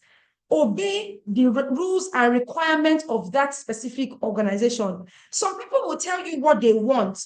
They will tell you, we focus on only agricultural-based solution, and you're working with animal pets, and you're doing maybe SOS call for animals. You will apply for the same application, and you expect a miracle. Maybe they will just change their mind all of a sudden. No. Another thing I would like to add, ensure you know what the funder is looking for. What are they looking for? Many a times you will find it in their reports from last year. You will find it in the call for application that has been put out. You will find it in the press conference that was held. That is the amount of research that should go into the application process. So these are some of the things I will share that are pitfalls that I have observed. And then, in fact, sometimes people don't make an ask. They can write the entire story and they're not asking for anything, right? It's also a very common pitfall I have seen. And then you minimize the importance of your budget. Your budget is extremely important. And should you have a financial person look at that budget, they may just throw in a completely different perspective that you never saw coming. Thank you. Wow, thank you very much. Thank you. I'm certain that the chat room is quiet because we're sinking in, we're taking everything in, it's hitting us deep. And I love you so much for just opening, for just sharing without holding anything back. Thank you very much. Can we hear from you with regards to the pitfalls? It's like, wow, how do I follow that from Chidi? She's really highlighted, and probably I will just re-emphasize some of the things that she said. Read the guidelines. I said earlier, I can't name how many times I have read a grant making proposal that's been a grant making proposal that the NGO has just written about what they want without it linking to the actual the guidelines of the applications they're going for, or the RFP that they're going for. It is so important. Read. Another pitfall is the criteria. Does your organization fulfill the criteria? How you structured, your track record, your financial statements, all of these things are critical. Do you actually fulfill the criteria? Because again, my experience when I'm looking at many grants, we don't even end up looking at the RFP because they simply haven't fulfilled the criteria, i.e. a registered NGO that's been trading for more than 3 years. You know, it will be a new start NGO that's never had a project before. So it's really, really important to read these things. Starting early. So, you know, even me having prepared grants, I know the ones that I've not done well on are usually the ones that I've rushed. Are usually the ones that I haven't taken time for, that I've done in a couple of nights, stayed up all night. You know, we've all done it before. Anyone that's in the fundraising game, we've all done it before. Guilty, guilty, guilty. Where you think that, oh, it won't take me that long. I can do this in overnight, and then find yourself in hot water because you haven't given yourself enough time to do the work that is essential to do a winning bid. You know, the other thing, and I think it's come up already. Why do we always think that we're the only person that can deliver a particular project? Why is it they always fear to talk to other people about what we're doing? I will reiterate, collaboration, collaboration, collaboration.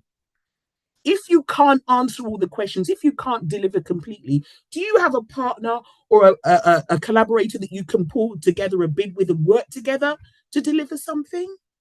Because sometimes we are blinking in the fact that there are other people that could support what we're doing. So it's very important. When you give yourself a long lead time, you give yourself time to identify potential partners and collaborators. How many of you use LinkedIn to even find who you're connected to, even find who works in the space that's similar to yours? LinkedIn, to me, is one of the most powerful connecting tools. I don't even think most people don't even know how to use LinkedIn properly. So, for example, I'm an NGO in Nigeria. I know that I've got a couple of contacts in my LinkedIn, or my fellow colleagues have got people in their LinkedIn that have things like, you have numbers beside the LinkedIn name. First, second, third, fourth. These are usually indicators about how close you are to connecting with these people. Find the organizations and the people that work with them that have the funding opportunities. Connect with them, talk to them, find out about what their programs are. And if you start in advance, like a year in advance, imagine what you can do in terms of connecting with these potential funders long before the due date of an application. It is critical to do that. The building of relationships, the understanding the nature of the organization that you're applying for funding, and who you can work with in collaboration. Because again, critically important, you know, in terms of that. I think for me, lack of clarity as well in terms of what people do. I guess that kind of goes back to sometimes where we like to use the big English and the grammar. It's not, you know, again, it's just like all of these things around keeping it simple. So these are the kind of headliners I would stress, particularly around honing your bid and making sure that it's very clear. Be open to collaboration, you know, and be very prepared to start a year in advance and work on the connections. Work on who you should be connecting with, who you should be collaborating with, and building those relationships. Thank you very much. Thank you. I'm certain that we've all noted all that has been said in terms of pitfalls, and just listening to them, I think we found ourselves in some of these pitfalls because some of us are very guilty of some of them. Poor preparation. We want to always do things last minute. Sometimes we are lone rangers. We don't want to collaborate. We don't want to relate with people. Oh, you spoke to one person and they said no, so that's the end. You don't talk to any other person. You can't stop there. And you know how to get what you want. And this is what you're doing. So you have to find a way to get what you want. So it's very important. Some people do not ask. You have to ensure you also know what the funder is looking for. Some people don't read criteria, emphasizing all of these things. Please take note of your own shortcoming and start to improve on it. Thank you very much, Em and Chidi. We have two more questions. Okay. Sorry, can I just add another quick thing just about the finance? Just about the finance. Again, one of the critical factors is be be very accurate in your budgeting, because a lot of the funders know how much things cost. The experience they do, they know how much. So if you're overinflating prices, or don't do that. So, you know, and because as soon as you open the bid, you know, it never costs that much to get a consultant to do that. So I think be very clear in your budgeting. Be very, you know, keep it real, I think is probably the best way to do. Keep it real. And if you need to get quotes and things beforehand, and not just make up figures, pluck them from the sky. Make sure you do your research, your homework to know how much things cost, so it comes across in your bids and your proposals. That was all I wanted to add, sorry. Thank you very much. That's well noted. Be very, very, very conscious about your budgeting. Be prudent with it and ensure that you're stating the real thing and not just making up figures. Thank you very much. I was going to say we have just 2 more questions before I get into the Q&A box. I see we have a lot of questions. I'm certain some of those questions may have been answered, but we'll still go there and find out if there are some other questions that we need to attend to. And if you have questions, this is the time to put them in the chat box. Let's talk about dealing with rejection, right? We've sent in, we've done our best, and then we did it. And okay, speaking of our rejection, I had applied for something and I got a rejection email yesterday. I felt really bad, but I can understand that feeling of, you know, applying for things and getting a rejection email. So how do we deal with rejection from prospective funders, and how do we move on? I'll start with Chidi. Rejection, rejection, rejection. For every yes I have received in my life, best believe there were like 200 rejections somewhere at the corner. And, you know, just to encourage us, that's why I asked the first question, what's your why? Why are you doing this? You will get rejections from things you know you are even more than qualified for, and you're like, I don't understand. When you now go and research who they even gave the opportunity, you're like, I don't get it. Make this make sense to me. But see, I want you to please turn your rejections to a form of redirection. And one of the things I always do when I get rejected is to first of all introspect, right? I always go and find out, so who were the people that were selected this year for this particular opportunity that I applied for and I did not get? Who were they selected? Who were the people selected, you know, for it? And I read their profiles, right? I read the kind of work that they've done. I go and research these people. I find what I think they have that I don't have, and I add it on. Please don't see rejection as an opportunity for you to get depressed, because if you do, there are so many other hidden fantastic opportunities out there that you may never access because you stopped trying. So always see rejection as a form of redirection. And if you think it is not, plenty more are still waiting for you. Rejections are still waiting, plenty rejections. But if we keep running away because they say no to us, then I mean, you're not really in this for the long haul. So I want you to see rejection as one of those experiences, one of those parts of life. One of the things I told you I do is I always go back to find out people who get shortlisted for this opportunity. I read about their profiles and I ask myself honest questions. In fact, sometimes I go back and read my applications, and this is like some 2 years later, and I'm like, well, honestly speaking, with what I know now, I wouldn't have even selected myself for this opportunity. So don't take it personal. Don't see it as because I'm not this, because I'm not that. That's the failure approach. Don't see it that way. Just see it as better opportunities are coming. I need to continue working hard. The right opportunity. I'll tell you a short story.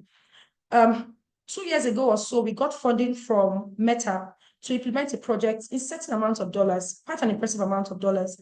And when I remember that it took us 2 years to get that funding, some other person may have backed off, right? Some other person may have backed out.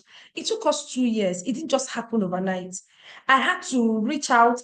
In fact, the kind of work I did, I observed that they started looking at our stories. I said, okay, bombard our stories with impact. I had to continue pressing on. Until out of the blues, they came out and they said, oh, prior to all this time you've been asking, it's not a direction we were looking at, but now we are interested in this sector and we're looking at you as a partner to work with. So that's why I say, there could be so many reasons why you're getting a no. Number one, it could just be that it's not an area of interest at this particular point in time. Number two, it could just be that there are better qualified people.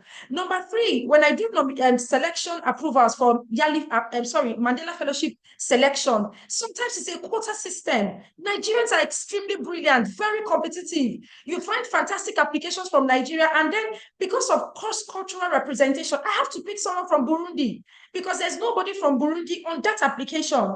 So sometimes it's all that little nuances. It's nothing personal, but I want representation from 30 African countries, and Nigeria is doing 5,000. When some people are there 1, 2, 3, 4, 5s, you would have to take that tough decision. So let's not personalize or internalize them, but instead just keep going. There are tons of applications coming, tons of opportunities. In fact, I can give you gist of opportunities, tons of opportunities that you would enjoy. So just, hang in there and just keep going.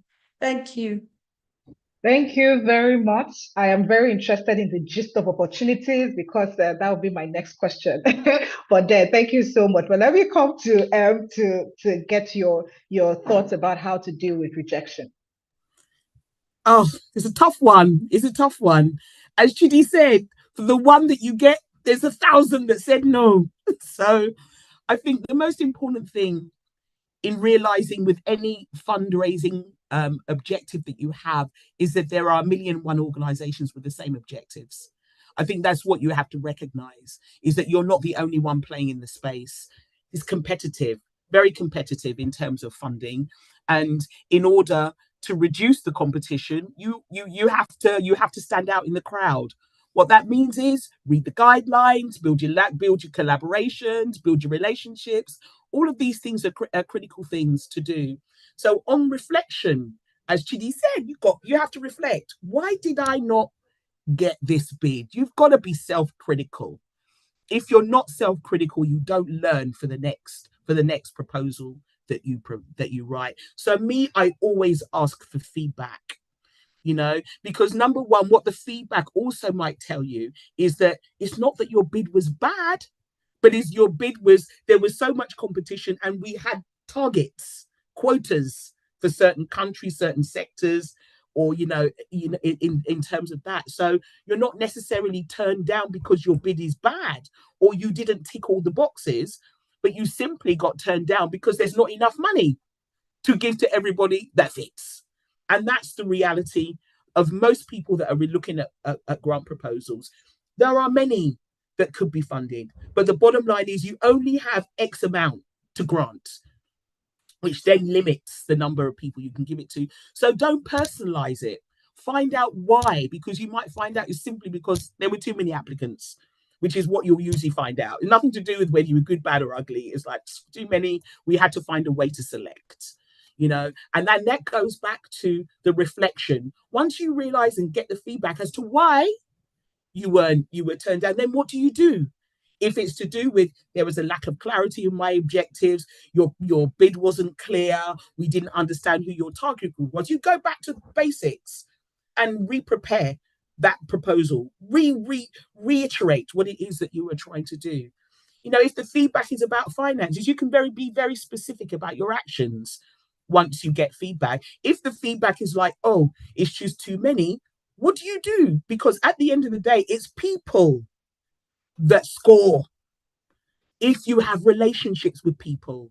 Because I know in terms of when you're looking at 1,000 grant proposals and then you have to select because you've got 500 that are good enough, which ones are the ones, you're only human, which ones are the ones that are going to stay in your mind? Which ones are the ones, oh, I know those guys, they did fantastic work. I've seen their case studies, they do great stuff.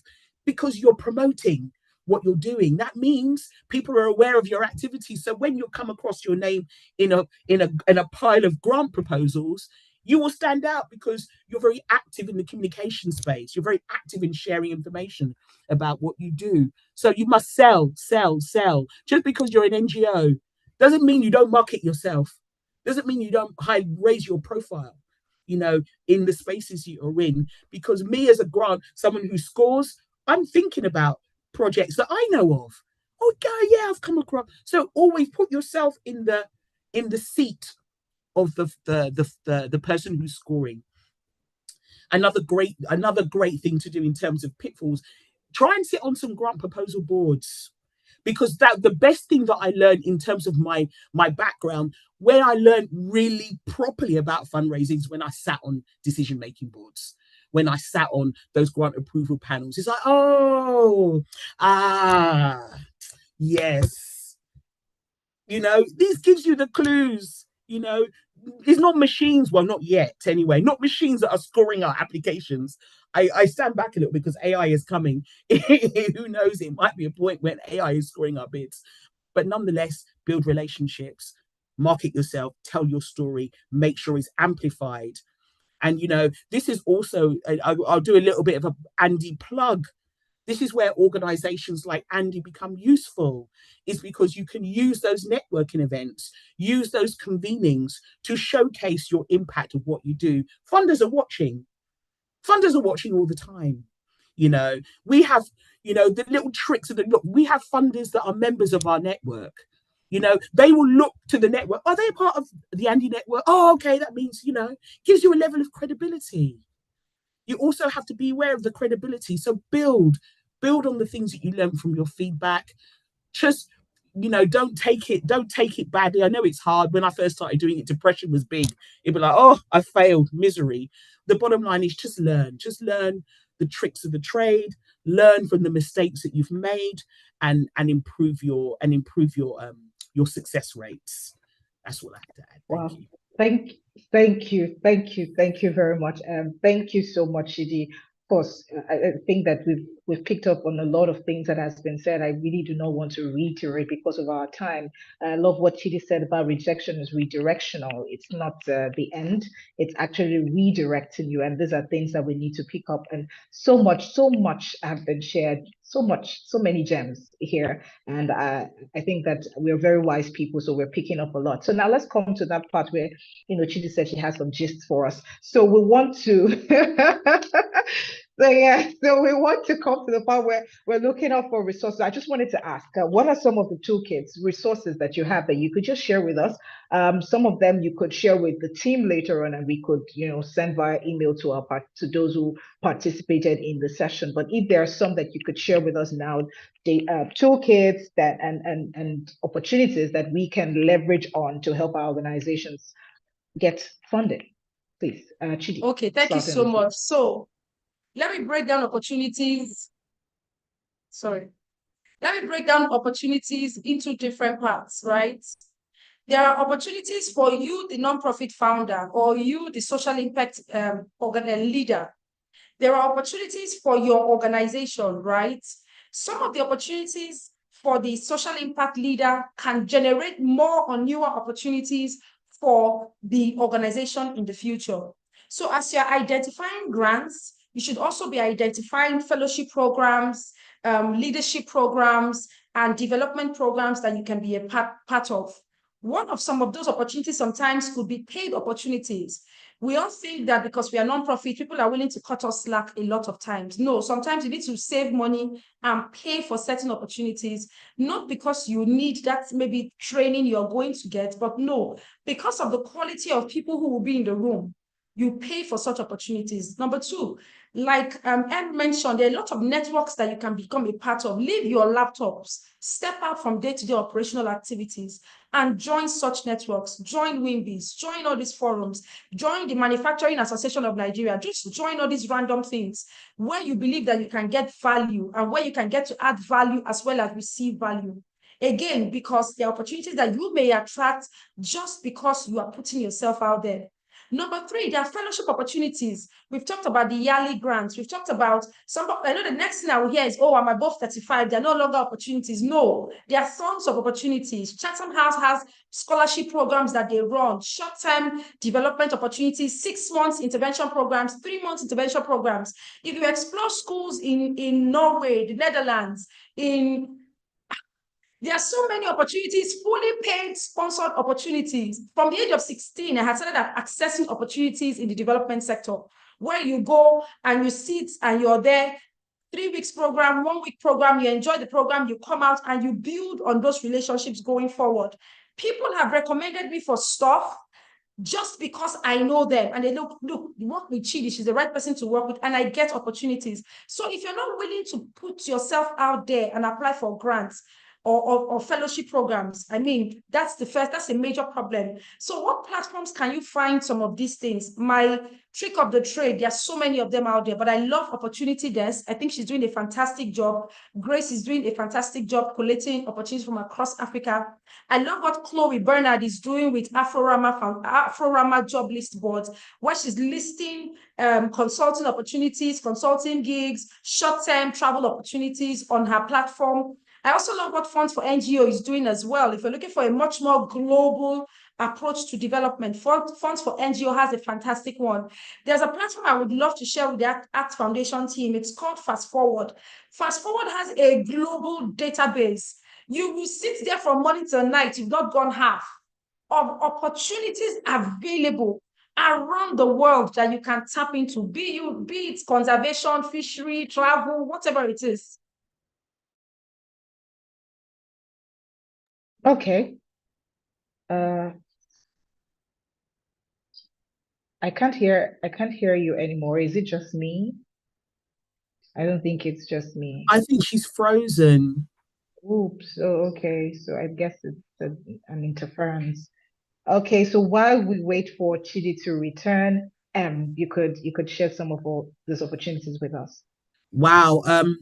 I think she's covered a lot of them, to be honest, in terms of Really? the kind of, she's got some amazing resources, but grants.gov, and we can share the links after this to platforms that people can use.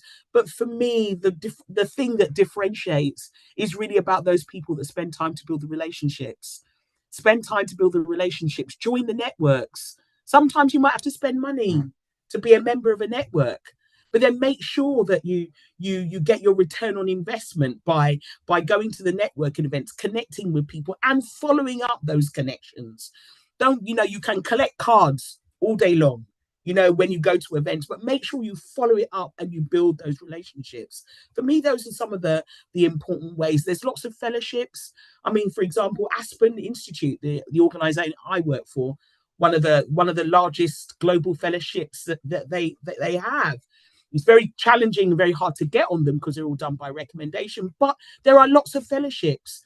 Mandela, there's so many. Select a fellowship that you can maybe join and participate on, because it's those networks that will support you then to access more opportunities.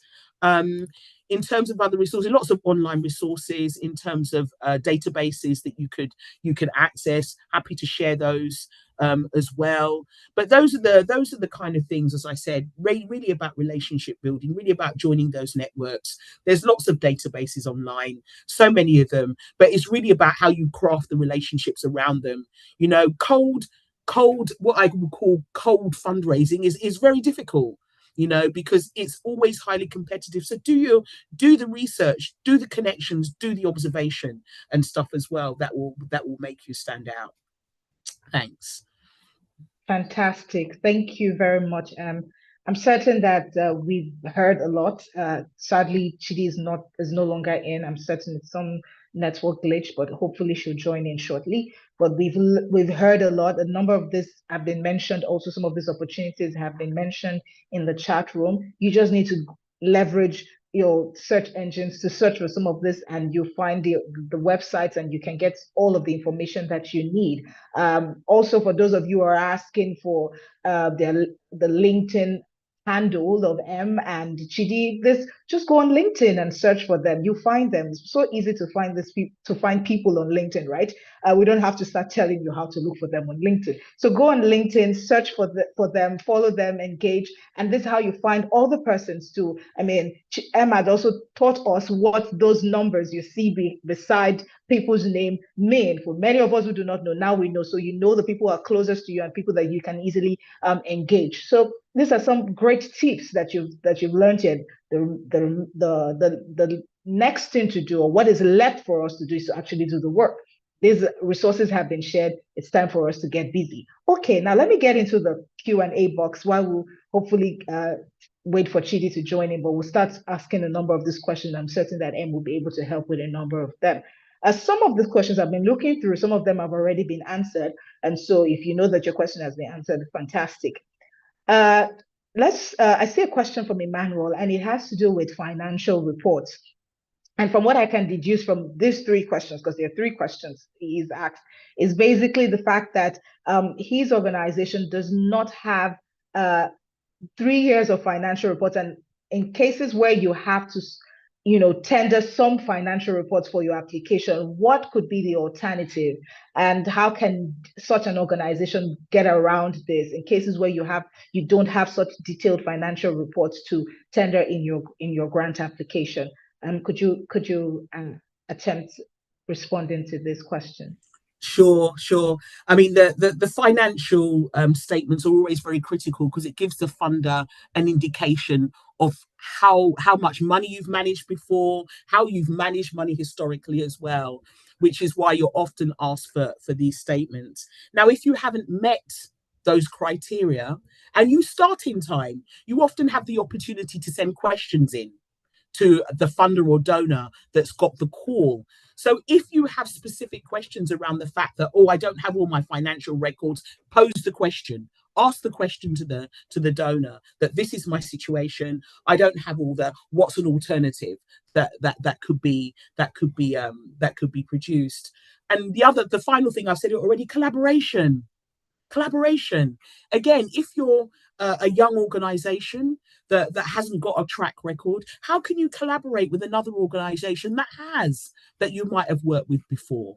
These are the things that one often needs to consider as well when looking at opportunities, because the financial records are one of the key documentations that a grant funder will use to assess the ability of someone to do those funds. So I think that those are the things I would highlight. But there must be other people. I always like to encourage the room, because this is a room full of our peers, and there'll be many that will be able to share some of those insights as well in terms of what types of financial templates or solutions could we have to these things. But for me, the two would be collaborating with others if you don't tick all the boxes, and then asking the question to the funder if you don't fulfill all the criteria. Thank you very much, Em. Thank you so much for such a rich response to that. I see that Chidi is back. I'm certain that she'll be able to respond shortly. But we have a question from Oladotun, and I know this has to do with, I believe it was Chidi who had mentioned understanding the why and knowing who you serve. And Oladotun is asking, how can I build an effective structured team that understands the why and knows how I build a structure and how do I build a structured organization to present the NGO as one to be reckoned with? I know that this is not the meat of today's conversation, but if you could just give a summarized response to this. Okay, for me, and this question is interesting because it comes up a lot, even when you're advising in terms of businesses, how they structure, how they evolve. At the end of the day, build a vision with all members of your organization. I think that kind of direction is very clear. So you're bringing people on a shared journey. So build your narrative with the whole team that you have, and I think that helps a great deal in terms of making sure that your organization have a shared vision.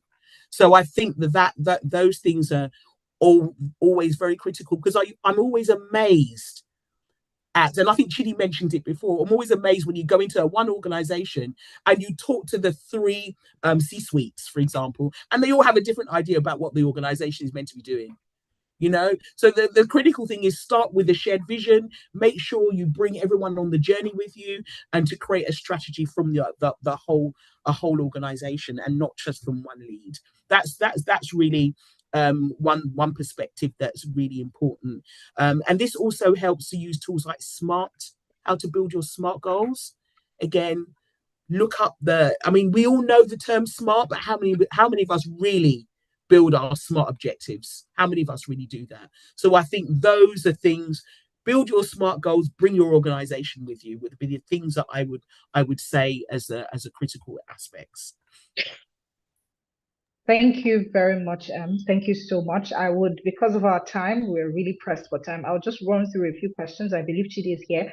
There's a question here about, this person says, that's Itunu says, she knows that for international nonprofits, they have to tender the 501c3 status. For a Nigerian nonprofit, is our national registration status enough for legal requirements? And yes, I don't know if we could, Chidi, are you here? Yes, I'm here. Oh, okay. So could you quickly respond to that? Yes, that's perfectly okay. So just to clarify, different countries have what they call their nonprofit registration, right? In America, in the Americas, it's called 501c registration. But here it's our CAC registration. So just submit the official recognized registration document from your own specific location, and that works perfectly. Okay, fantastic. Thank you very much. Solomon is asking, in cases where the funders or the proposed donors do not send a rejection email, and they just found out that their application wasn't accepted, what do they do in such a situation? Because they don't get, I'm guessing it's still somewhat aligned with what has been said, but I just wanted to ask that. And then also, I wanted to ask this question from Oladoton, says, with regards to application writing, is it possible to have a plan to run a campaign on an aspect that is not part of our SDG focus and apply in that regard? Would that be changing what the NGO does? Chidi, would you be able to answer this question? I would just say the most important question you really want to ask is, what do I want to be known for? When I'm not in the room and somebody is asking, let's say Omoye, for example, oh, what does so and so organization do? Can she speak for me clearly? Because that's exactly what branding is. So if today I work with women and girls, next week I'm working in agriculture and sustainable environment, I am confusing a potential donor or partner. I'm confusing them. So my question will go back to you, right? What do you want to be known for? Tons of opportunities will come up. Would you consistently commit to tweaking all of those opportunities to suit your needs? If you can answer that, I think that will provide you as much clarity as you need. Thank you very much. I'll squeeze these two questions because I have just 1 minute. So Omar says, M said we shouldn't buffer our budget because the funders have a fair idea of what the average prices of things are. However, they require we have a one-on-one matching fund to be eligible. What do we do here instead? M. Sorry, but just so that I understand the question, the question is asking if they have match funding available for doing a project. What does that mean? Just so that I'm clear about the question.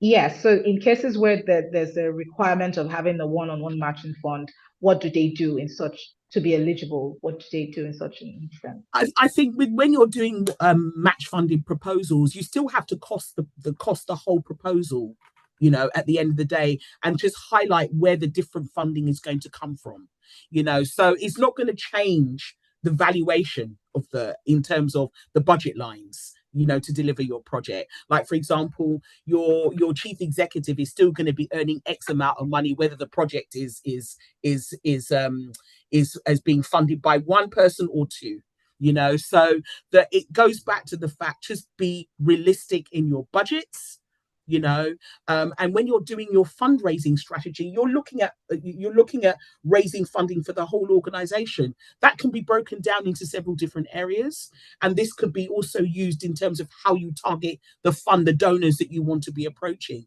You have prepared your budgets across the board for the whole organization in general, which is what I'm sure many of you do on an annual basis, where you know how much money you need to run your projects for the year, and then you just break down your budgets according to who you're going for. So the match funding shouldn't really make a difference in terms of the budgets that you're creating. It's just about where your funding is coming from. Thank you very much. We have a question from Oluwafemi. He says that there are grants for SMEs, social enterprises, not NGOs. Do we have to go through the same routes as NGOs or nonprofits? Chidi. Yes, Oh yes, every grant application has a qualifying process. Some are more tedious than the other. But yes, you do have to go through the same qualifying process. It may be slightly different depending on what your funder is looking for. But at the end of the day, there is a qualifying process for your sector, and you would have to go through that process. Okay, thank you very much. And lastly, I'll just take this question from Benny because my time is up here for this session. She says, I work for an NGO that provides food assistance to vulnerable communities. We realize that it is not sustainable, and we have redesigned our project to empower smallholder farmers and their communities. My question is, how do I access grants to fund this pilot project? Are there grants to fund pilot projects in agriculture? Yes. Yes. Yes. There are tons of grants. If you watch the beginning video of this ACT Foundation webinar, that's why it's good for us to come early. You can hear the gentleman who was talking about the project that he got funded from ACT Foundation. It's an agricultural project where he has smallholder farmers that he serves. So there are tons and tons of funding opportunity. Just look for agricultural opportunities and pitch them to your potential donor or partner. Okay. And just to add, to add to that, I mean, I know we're talking about grants, but you know, when you start to look at blending your programs like that, you might need to blend where you're looking for your funding, so that it's not just about grant provision, but it's also about impact investors. So it's really about making sure that you understand the different types of funding.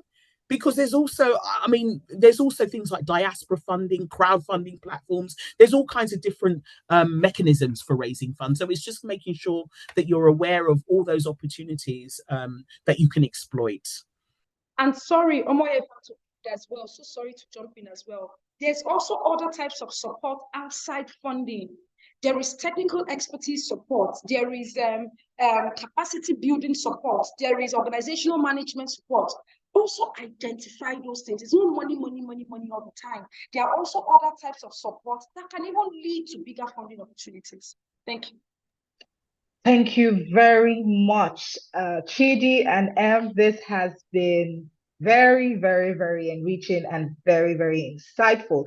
There's a last question, but I don't think it's to be answered, but I'll just say it. So Abosede says, so for NGOs with 5 missions, are you saying it's going to be confusing to the donors? First of all, why do you have 5 missions? I think that in itself is very confusing. You should have 1 mission. So please sort it out, because I think I'm even confused, and I'm not a donor, so I can imagine how confused the donors would be. All right, thank you very much. This is me saying thank you to our amazing speakers, Ekong and Chidi Coatsworth. This has been really amazing, very enriching. Thank you for taking our time to come for today's session. I want us to get into the chat room and say thank you. Has this been very beneficial to you? If yes, get into the chat room. Let our speakers feel very loved and appreciated. Say thank you, give them the amazing emojis, let them know that this has been amazing. Thank you so much. I would at this point love to let us know that we can access our past trainings on YouTube. We always have them there. Our intent is to just help nonprofits and social enterprises grow and do the great work that they should be doing. So we're not holding anything back. We're making our resources available for you. So go to our YouTube page to access all of these resources. They're available to you. All right, next slide. Thank you. Please keep the applause going, the appreciation messages going. I really love this. Thank you. I'd also love to talk about our nonprofit guidebook series. Talking about resources, ACT Foundation worked on 4 key books that are going to be very beneficial to you with regards to understanding how to start your NGO, operating, sustaining, and measuring. These are very useful resources, and you can get them on Amazon. So just the link will be shared in the chat room for you to be able to access this. Thank you. Next slide, please. Now, at this point, I'm very excited to let us know that we have our 8th Breakfast Dialogue coming up in October. We're super excited. This is our biggest event of the year. We hold it annually, and this is the 8th edition, and we're very excited. This edition, we'll be talking about collaborative leadership. You know that there's been a lot of talk in today's conversation about building relationships, collaboration, relationships, and we're going to be talking a bit more about collaborative leaderships across sectors and how we can leverage this for sustainable development in Africa. Please, there's a link that's going to be shared in the chat room.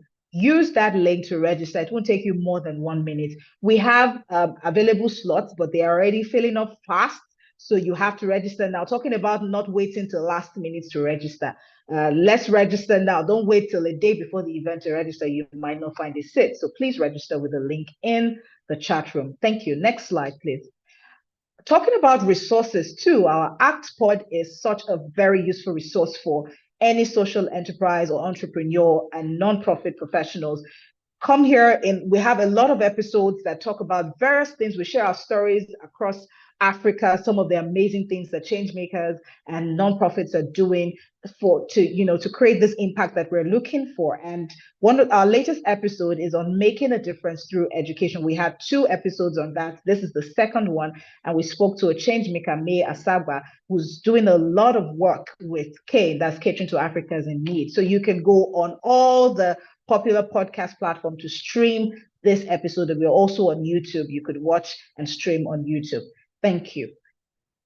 All right, at this point, I'd love to let us know that our feedback is very important. So like I said at the beginning, we'll be taking some polls. At this point, we want to learn if indeed we have learned a lot, because this has been very enriching. How do we know that? With this poll, we'll get to know. So please, can we put up the poll so that we can take about 1 minute to fill the poll? Oh, okay. So yes, I'm sorry, I'm just reminded that it's when you log out, not now. So just wait for when you log out, it will pop up. Please don't cancel it, fill it, because this would help us for subsequent trainings that we have to, we would be working on. We need to know your feedback so we can plan better for you. Thank you very much. At this point, I will be calling on our finance manager in person of Agogo Erapotobo, who will be giving us a closing remark. We call him Mr. AG, that's his AKA. Mr. AG, over to you, please.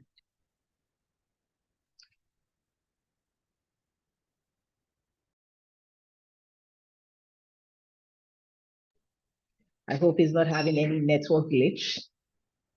Mr. AG, are you there? And while we wait for him, when you're if you're in the chat room, you see that the links have been shared, and please use this link to access all the different resources that we've made available to get our nonprofit guidebook series, to access latest episode of ActPod and all of the different resource that we have available for you. Okay, so Mr. AG is here and will be giving us a closing remark now.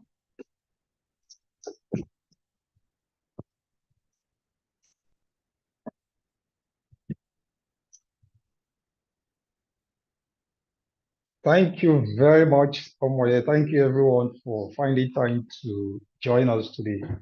We're always very happy when we have you, join us like this in good number. At some point, we're up to about 300 or more.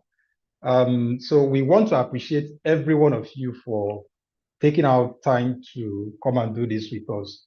It is because you are there that we're able to do this. And we don't take your time for granted. We want to say a special thank you to our facilitators, M and Chidi. Like you have heard, we have a lot of trainings like this. Over the years, we have had a number of them, and before the year ends, we are still going to come up again with some more. Then we also have breakfast dialogue that is coming, that's been announced to you. It's another opportunity to learn. It's another opportunity to have access to some of our very wonderful information that we are that we want to put out to you.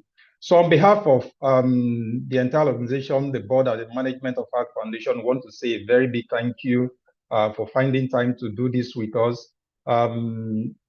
We appreciate your time once again, and we want to say that when we call on you again, kindly come and share with us. I'm very sure that we have learned one or two things, new things that will help us to develop within our organization and will help us to get the next grant. Hopefully, I'm sure you are going to, impute one of these new learnings in your next grant application.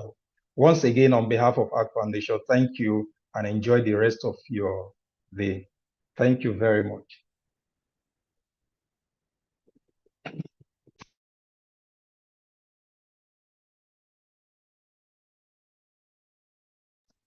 Thank you very much, everyone. Thank you so much for coming in, and thank you to our amazing speakers. Thank you so much. Do enjoy the rest of your day. This is bye from us. We're signing out now. Thank you, and have a pleasant day. Look out for the poll, please. Look out for the poll. Look out for the poll. Thank you. And Philip, thank you very much. Bye.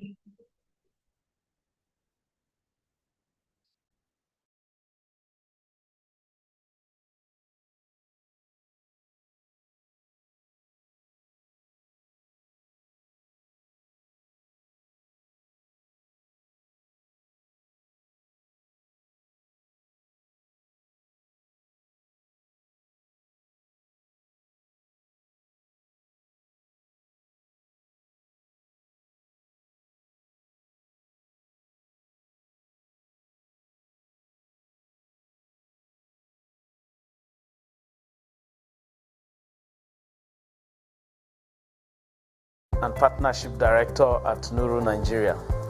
Nuru Nigeria's project is strategically designed to build community resilience through targeted agribusiness interventions. Nuru Nigeria, with funding from ACT Foundation, has over these years been able to make remarkable achievements in the Northeast through its implementation of agricultural entrepreneurship project for smallholder farmers.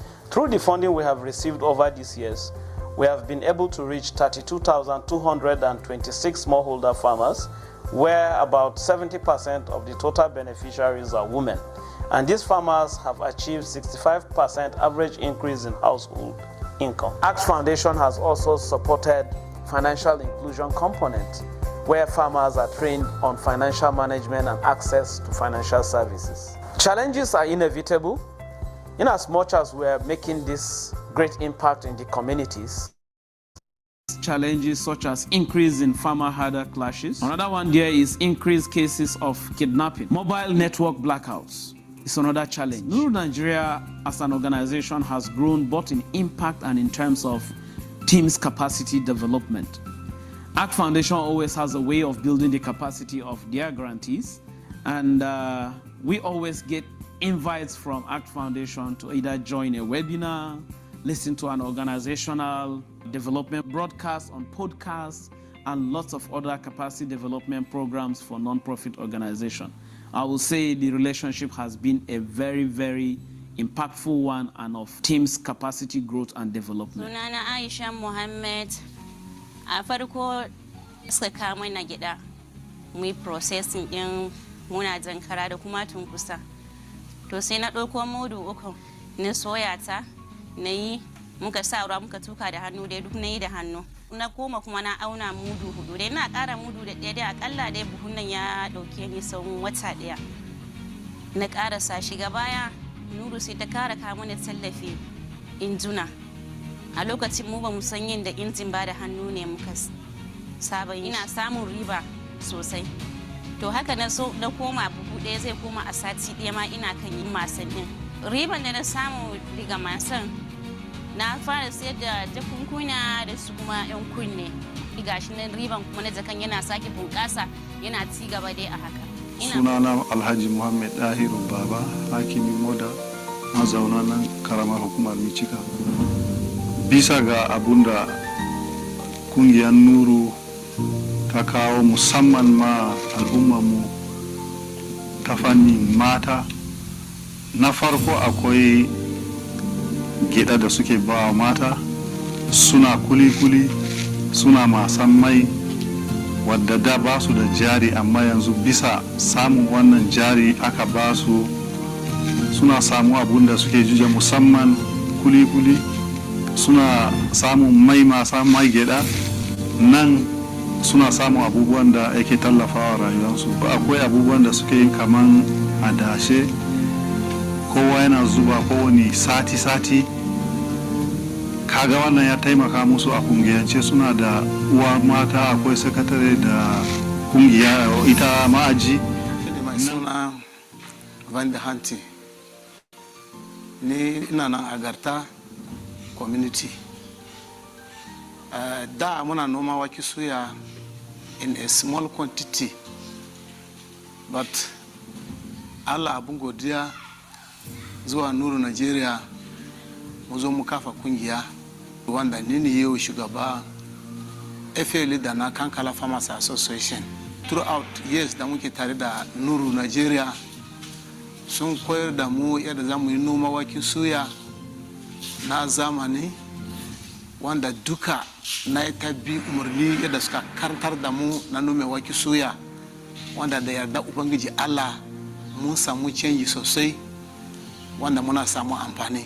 Wannan shekara ma na expanding noma gwana wanda ya kai hectare 2. Da na expanding gwana nan yana creating job opportunities ma waɗanda suna cikin gari. Ina employing mutane su je su taimake ni a cikin noma wanda ina biyan su. Ina iya har yanzu employing mutane lokacin da ana harvesting, sai at the end zan biya su in sake ɗa musu wanda suna jin daɗi, su ma suna je suna amfani da shi wanda ba su noma wake suya. Ya kawo mana saukin rayuwa a gwajin al'ummarmu, kwarai mun ga ci gaba kwarai a fannin abubuwan da Nuru ta yi mana wannan gari. Kungiyar Nuru ta koya mana abubuwa da yawa, ta kama mana kifi mu ci kuma ta nuna mana yadda za mu kama kifin. Yanzu dan ina mika godiya na ga air condition wanda take tallafawa Nuru, ta kama mana taimako, ta kama mana cigaba, ta kama mana zaman lafiya a